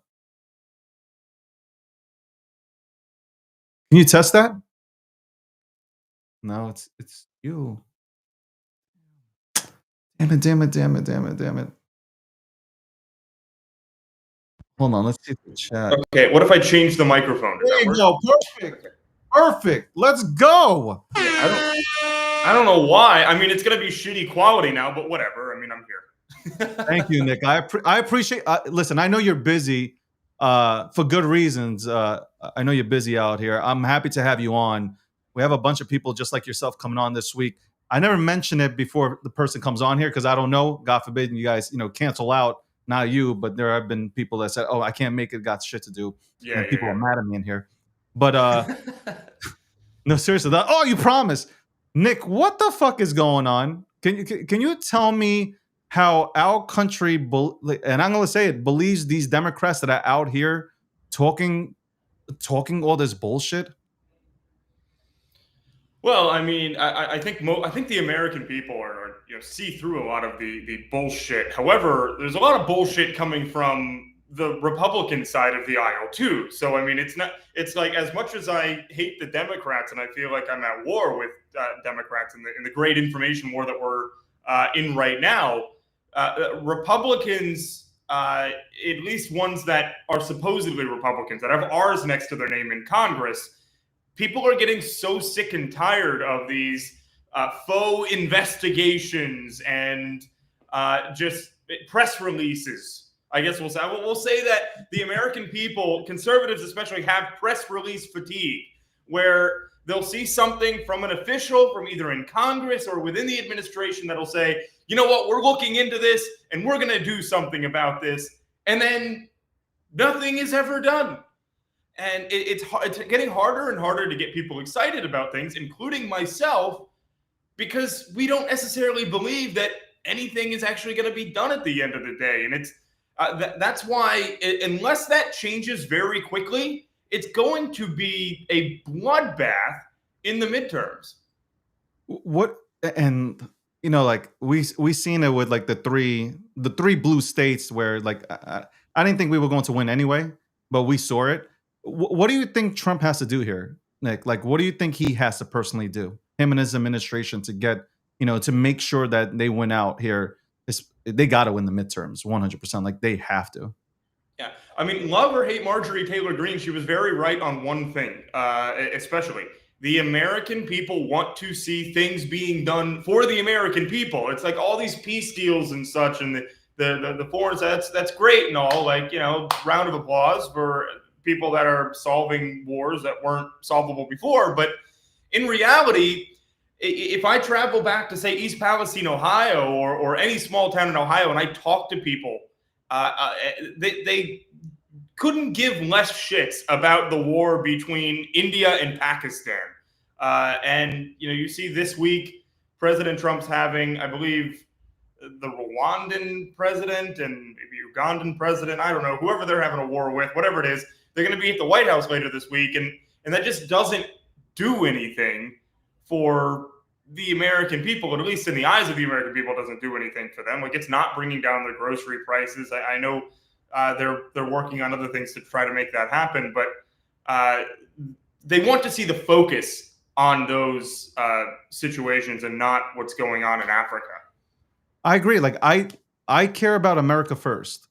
Like, I want to take care of our country first. Mm-hmm. Like, that goes for everybody, and that's definitely not the popular opinion. A lot of my audience hates the fact that I say that, but I really do want to take care of us first. Like, I want to take care of our veterans out here. We have a homeless situation. We have problems here we need to fix before we hand out money to anybody. That goes for anybody, right? Like, anybody. And I love Israel. I've said I love Israel, but I want to focus here. I want to focus on America.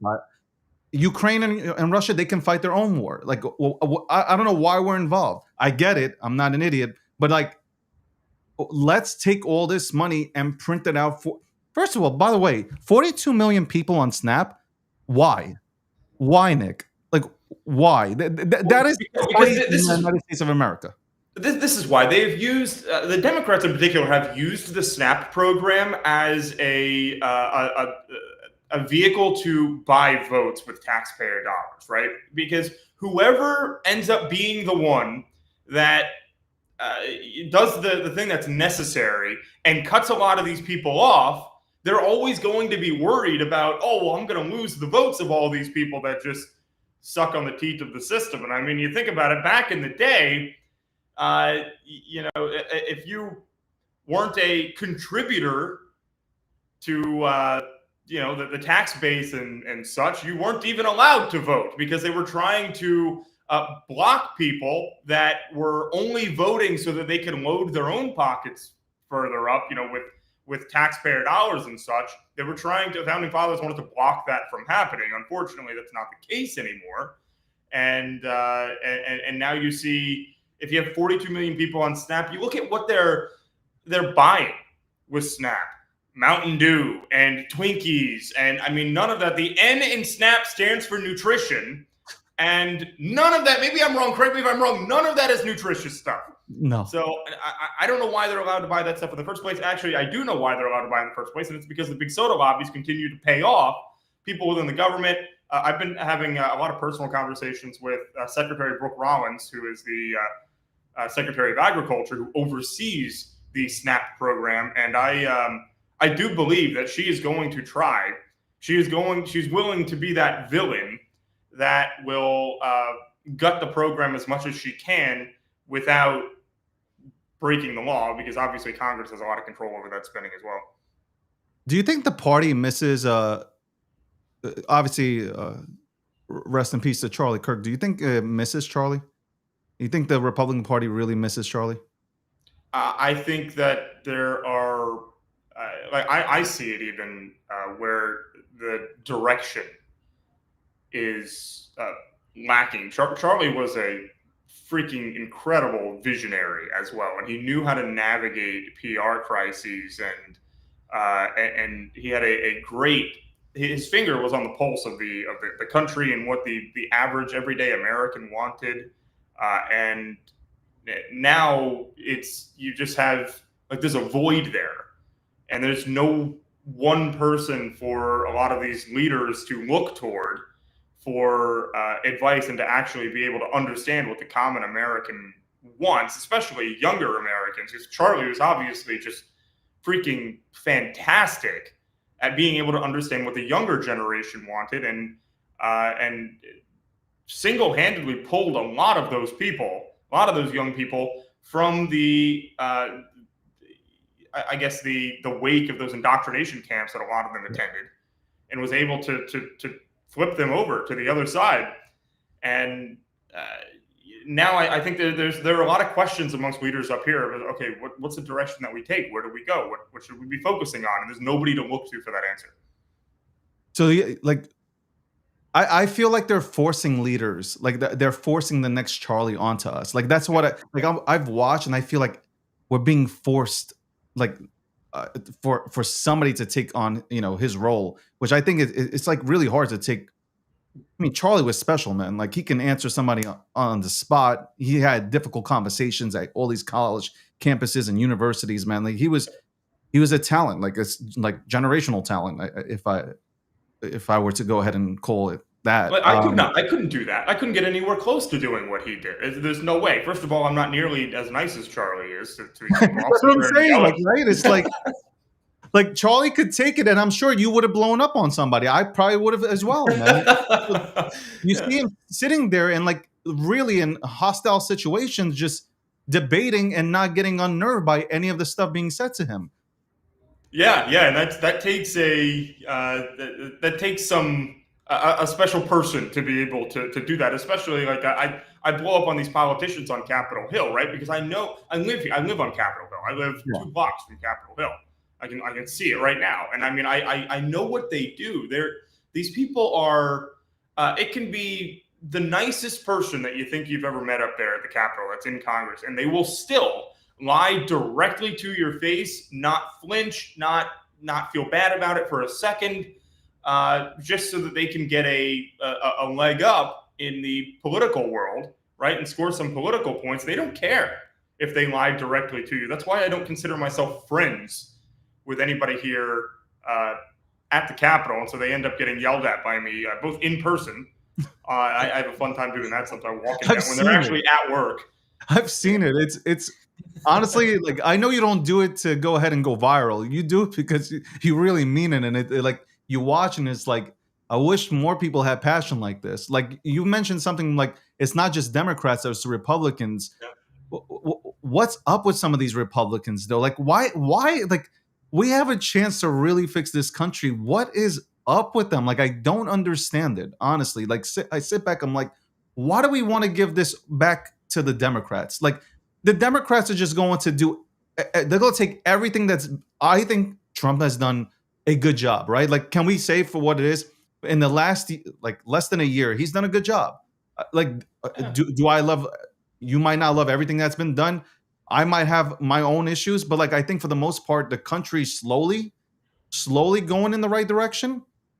Why can't they align with that message? Like, why do we want to give it back into the hands of all people, Chuck Schumer and Hakeem Jeffries? I mean, like, why? Because it is so much easier, David, to be on the in the opposition party than being in the majority party. Because in the majority party, you're actually expected to get things done. If you're in the opposition, you can just scream, bitch, and moan and not do anything because you just say, well, we don't have the majority. There's nothing we can do. And their jobs end up being significantly easier for that reason. And Republicans are typically a party of independent thinkers in some ways, right? So it's much more difficult to get the entire Republican caucus to coalesce around one issue and always vote. You know, the Democrats who can 99% of the time they're always going to vote exactly how they're told to vote, and then also on the Republican side you have people like Don Bacon who just do everything they can to sabotage the Republican Party. So they have an R next to the name. They're actually a Democrat.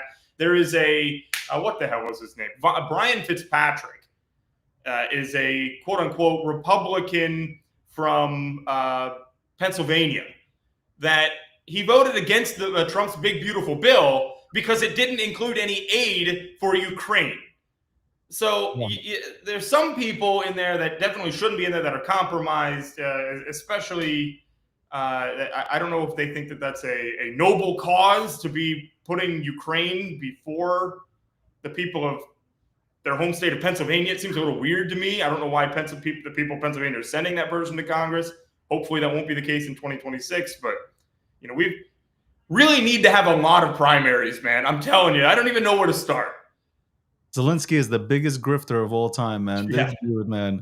This dude just walks in and he walks out with a $2 billion check. Well, that's probably why he's against Trump's deal, because it requires him to actually hold elections again in, I believe it was 120 days after this Russia-Ukraine deal ends up being signed.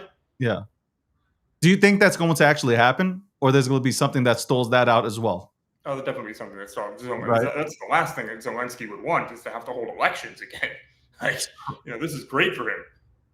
Do you think the last question, the filibuster, what do you think about that? Because there was conversations, and Trump was out there saying, get rid of it.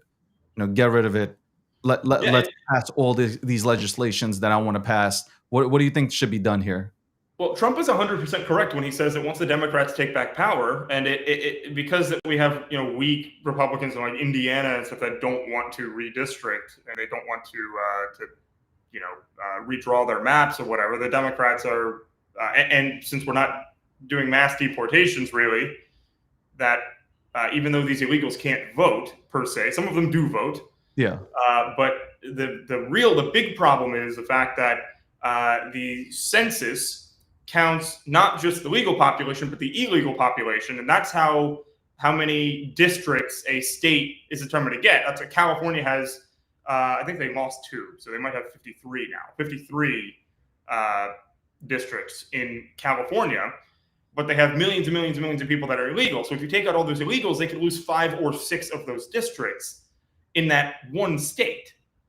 And if you don't get rid of them and you don't get rid of those fake House seats, essentially, then they're going to have a pretty good chance of taking back the House, and then they'll take back the Senate as well. And then they're gonna nuke the filibuster on their own. They're gonna get rid of it. They already tried to under Chuck Schumer last time, but Joe Manchin, who was the more right Democrat than sort of maybe he was a little bit to the right of John Fetterman, I guess we'll say. Yeah. He actually blocked them from getting rid of the filibuster. So the only reason that we still have the filibuster is because Joe Manchin blocked it from going away when Chuck Schumer tried to do it. Joe Manchin is no longer there. So next time the Democrats get control of the Senate, that filibuster is gone. You're going to see all these illegals will end up getting amnesty, and then there'll be nothing we can do about it. We'll have totally lost our country at that point. So we need to go ahead and do it. The Democrats don't play by the rules. They never have. So thinking that they're going to start doing it all of a sudden is very naive. The Democrats, to me, I look at them and they don't look. They're so far left that they're not doing any negotiations. They're just. I feel like they're going to do it, and then we're going to be screwed. As a Republican, I think we'll be screwed, and I hope that the Republican Party, wisens up and gets rid of it, honestly, and so we can pass all these bills and really make our country great again. I don't understand why we have to. There's a lot of things I don't understand, Nick. I don't understand why we're paying medical coverage for illegal migrants that come into this country. I have absolutely no clue why my tax dollars have to go there. I don't know, but I enjoy your content. I encourage people to go ahead and follow you.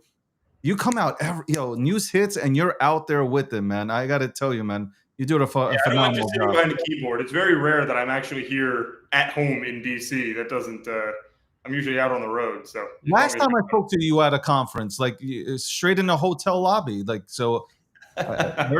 Very, very surprised that you're home, but I appreciate you coming on, and hopefully I can get you on next month or in a month or two to go ahead and chop it up. Sure, sounds good, man. Appreciate you having me. Thanks, Nick. That's Nick. Give him a follow. Nick reports well on every story politically, man. I would definitely encourage people to go ahead and give him a follow. Yeah, I agree with Nick on a lot of his takes, man. I feel like John Fetterman is more of a Republican than some of these Republicans, honestly speaking, man. It's wild, man. It is wild. Anyway, welcome to the Breakdown, episode 630. By the way, I just want to clarify for you guys. I think so you understand my position. I love Israel, okay? And might not be a popular opinion with some, but I love Israel. I'm not paid by Israel. Don't worry. I'm not getting $7,000 per post. If there is somebody that wants to give me that $7,000, shoot me the DM. But I'm not getting none of that shit. Anyway, I love Israel. I hope it does well. I hope there's peace in the Middle East. I really do. I pray for peace. I hope there is peace. I don't just say that. I mean it. Okay, but I don't want to send money to anybody. Like I just like I'm in the mindset of not sending money to any country. That's it. And I think the reason why I say that is because you end all this shit. Like people need to stop depending on us. Like really, we need the we have way too many countries that depend on us. That's it. The Ukrainian Russia war, let them settle it. Okay. Take away the money from Zelensky. And I know people will be like, you don't understand Russia, Putin. Listen, get a deal done. Stop giving him money because like they can't even account for money. That's the biggest problem. They can't even account for it. The United States of America needs to take care. We need to take care of our roads. Our roads are still not fixed. We got potholes all over the place. We're sending money to other countries. We can't even take care of our own shit. Bridges are falling apart. What are we doing? What are we talking about? That's all I'm saying. Can we take care of our country first? And then we can go ahead and maybe help somebody out here with some foreign aid. How about some aid for us? People blowing out tire and rim protection is at an all-time high. Tire and rim protection, all-time high. Respectfully. Now they're going to say he's a self-hating Jew. No, I'm not. I love Israel. I hope, I'm literally telling you, I pray for peace. I hope that peace comes about. But the problem that we're facing here at home is bigger than, like, why are we fighting everybody's war? We need to stay out of people. We're like a Karen, man. We're in everybody's business. We got to stay out of it. We really do. As soon as you take the money away, I'm telling you, as soon as you take the money away, all this shit stops. You know why? Because there's no money. Russia's going to come to the table. Russia got no army. Russia's army is using tanks from like 1960, bro. Like they have no army. Okay. I know Eastern Europe really good. They have nothing. They don't have an army. Respectfully. Ukraine only has weapons because of the United States of America or NATO, man. Like we need to stop it. Every single time Trump wants to make, or Trump wants to be the president of peace. He wants to be the president. Every time he tries to put something together, here we go. Something else, a drone hits a building, and now we don't have peace. Enough. It's time. It's time. It's time. I'm not picking a side. I'm just telling you, it's just time for us, America first, for focus on our schools. We need more inner city programs. We need to definitely take care of our veterans. We have a homeless pandemic out here. We got a lot of things to fix here. Okay. We got people that don't go past third grade out here, man. Like we have people not even graduating middle school, man. We have bigger problems at home. Okay. We do have bigger problems at home. A lot of people won't like my take, and that's fine. That's fine. And I don't care. It's my take. It's my personal opinion. It's not a hateful one either. It's not saying I don't care. It's just saying that why don't we focus right here? Like, Focus here. Bring jobs back home. Bring these companies that are American companies, have their companies come right back to the United States of America, and let's create jobs for people that are looking for jobs. 42 million people on Snap. That should never happen. 42 million people on Snap? What are we talking about? He's right. Nick is right. And I've said this before. 42 million people on Snap. Those people need to get off their asses and go to work. I'm pretty sure that 80% of those people can go to work. Okay? Leave the SNAP program for people that actually can't work or fall on hard times. That's fine. But if you look at the 100%, if you look at the 42 million people on SNAP, I guarantee you 80% can go get themselves a job.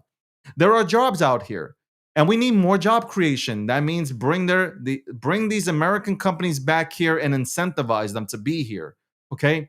And decentivize them from sending shit elsewhere, okay?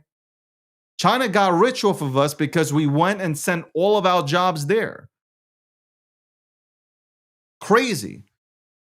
Thanks, Clinton. We sent everything to China and India. We made them profitable countries, but forgot about this country. And then you wonder why $38 trillion we're in debt for. $38 trillion. $38 trillion. What the fuck did we spend $38 trillion on? Can somebody let me know? Can somebody let me know what we spent $38 trillion on? Because I don't know. I'm glad that we built up our military. Great. We have the greatest military on this goddamn planet. Wonderful. What else did we spend all this money on? I'm telling you, man. We need to take care of our own people. We need to put America first. Make America great again, man. We need to do it. We need to help out Trump too. I don't get some of these Republicans that go against Trump. The never Trumpers, man. Like, it's so whack. You don't gotta like him, but you know he gets shit done. Like, it's just wild. Anyway, we'll be back right after this commercial break. We'll be ending this show in about 15 minutes. Shout out to the sponsor, as always, Gemini. That's right. Gemini.com/David G. Go check out the lineup of credit cards that Gemini has to offer. Gemini.com/David G. Also, click the link. Click on that link that I have out there to sign up to Gemini. When you use that link to sign up to Gemini, you trade $1,000 in crypto, you get $100 in Bitcoin. And I know, yes, you guys already told me. You're trying to sign up, but you're in Canada and you can't. Don't worry. Maybe, just maybe, with better regulations, you'll be able to do so. I don't know. But for those who can sign up to Gemini, go to Gemini.com/David G. Check out the lineup of credit cards issued by WebBank, and also click my link for more details about signing up to the greatest exchange in the world.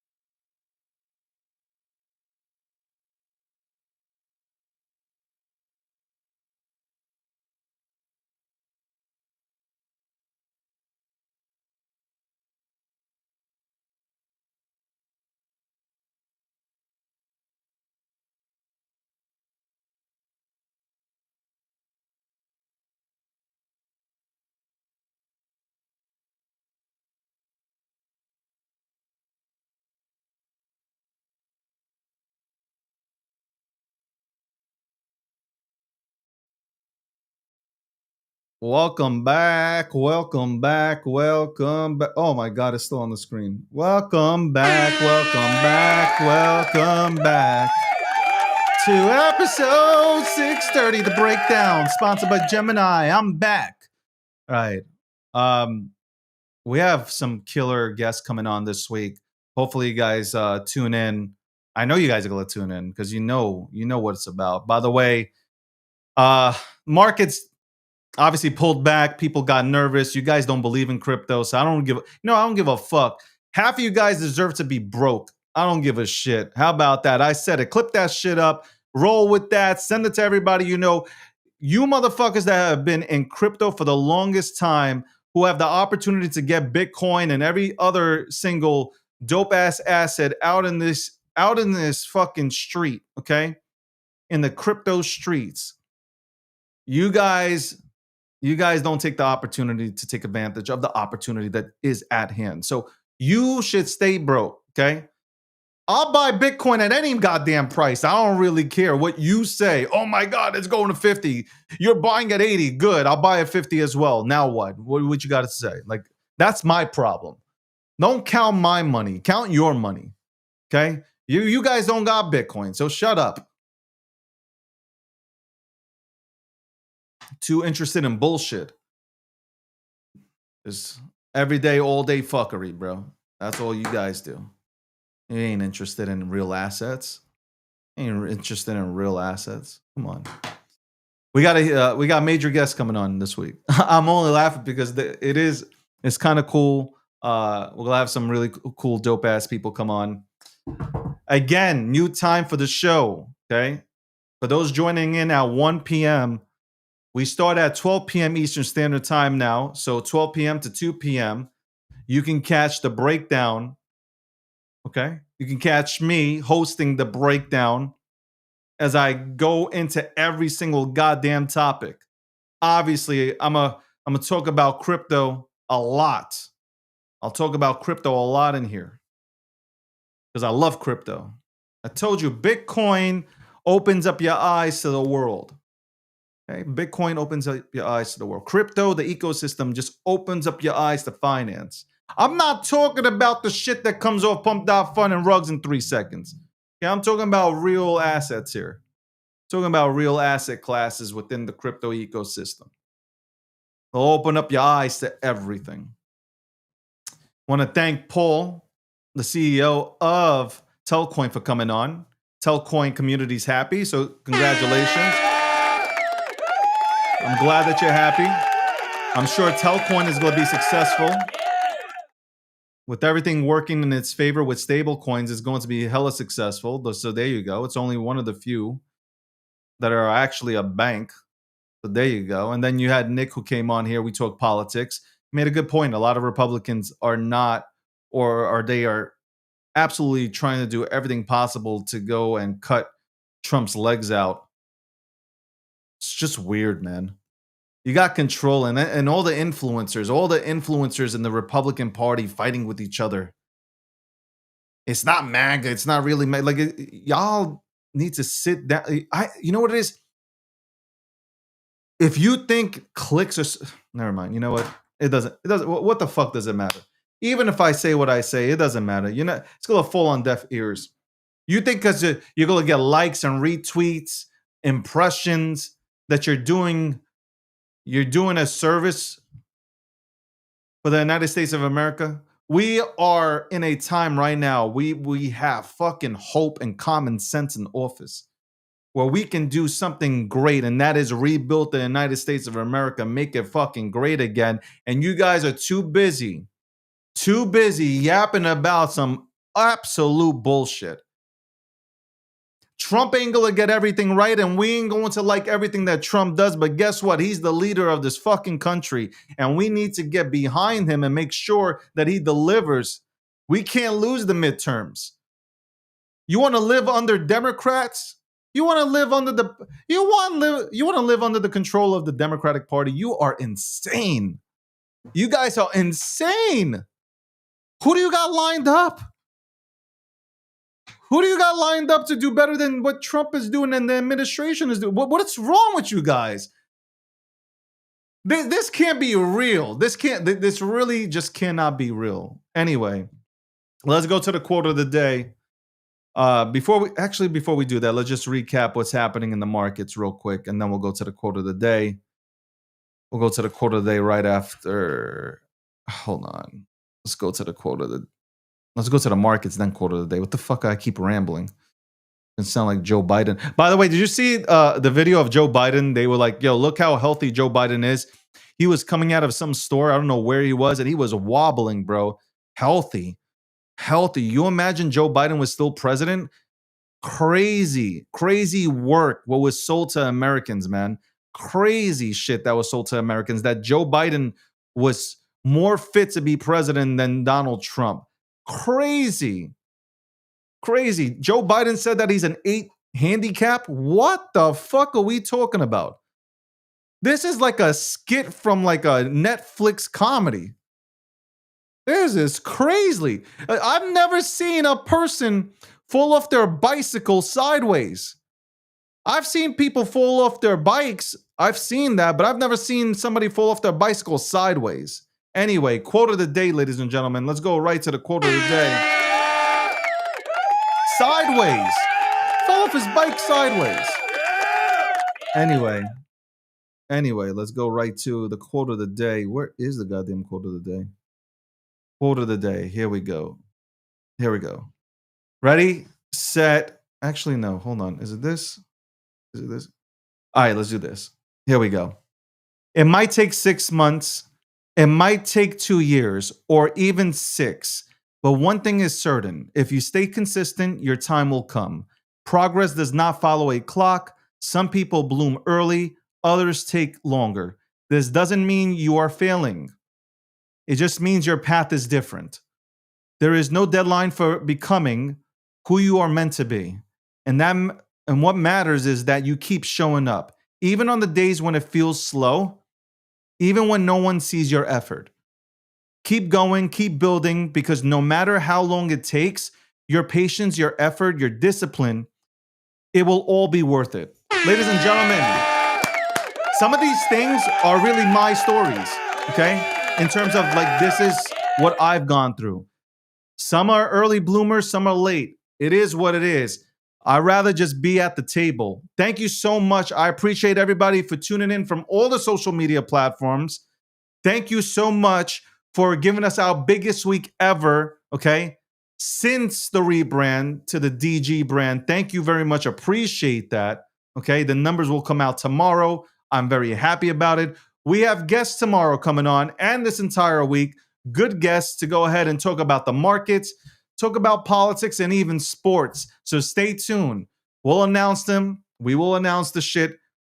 I'm superstitious, okay? I like to announce the guest coming on 30 minutes before the show starts. And by the way, speaking of the show is sponsored by Gemini, and now the show runs from 12 p.m. Eastern Standard Time to 2 p.m. Eastern Standard Time, okay?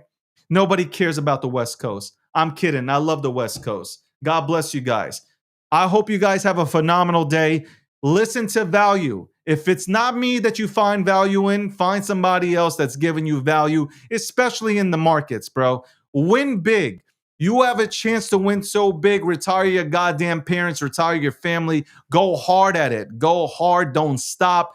Don't listen to anybody telling you that you can do something with your life, that you'll never achieve shit. Fuck them. Fuck every single one of them, man. You can do whatever the fuck you want to do. Trust me, you're looking at somebody that does not give a shit about what anybody has to say.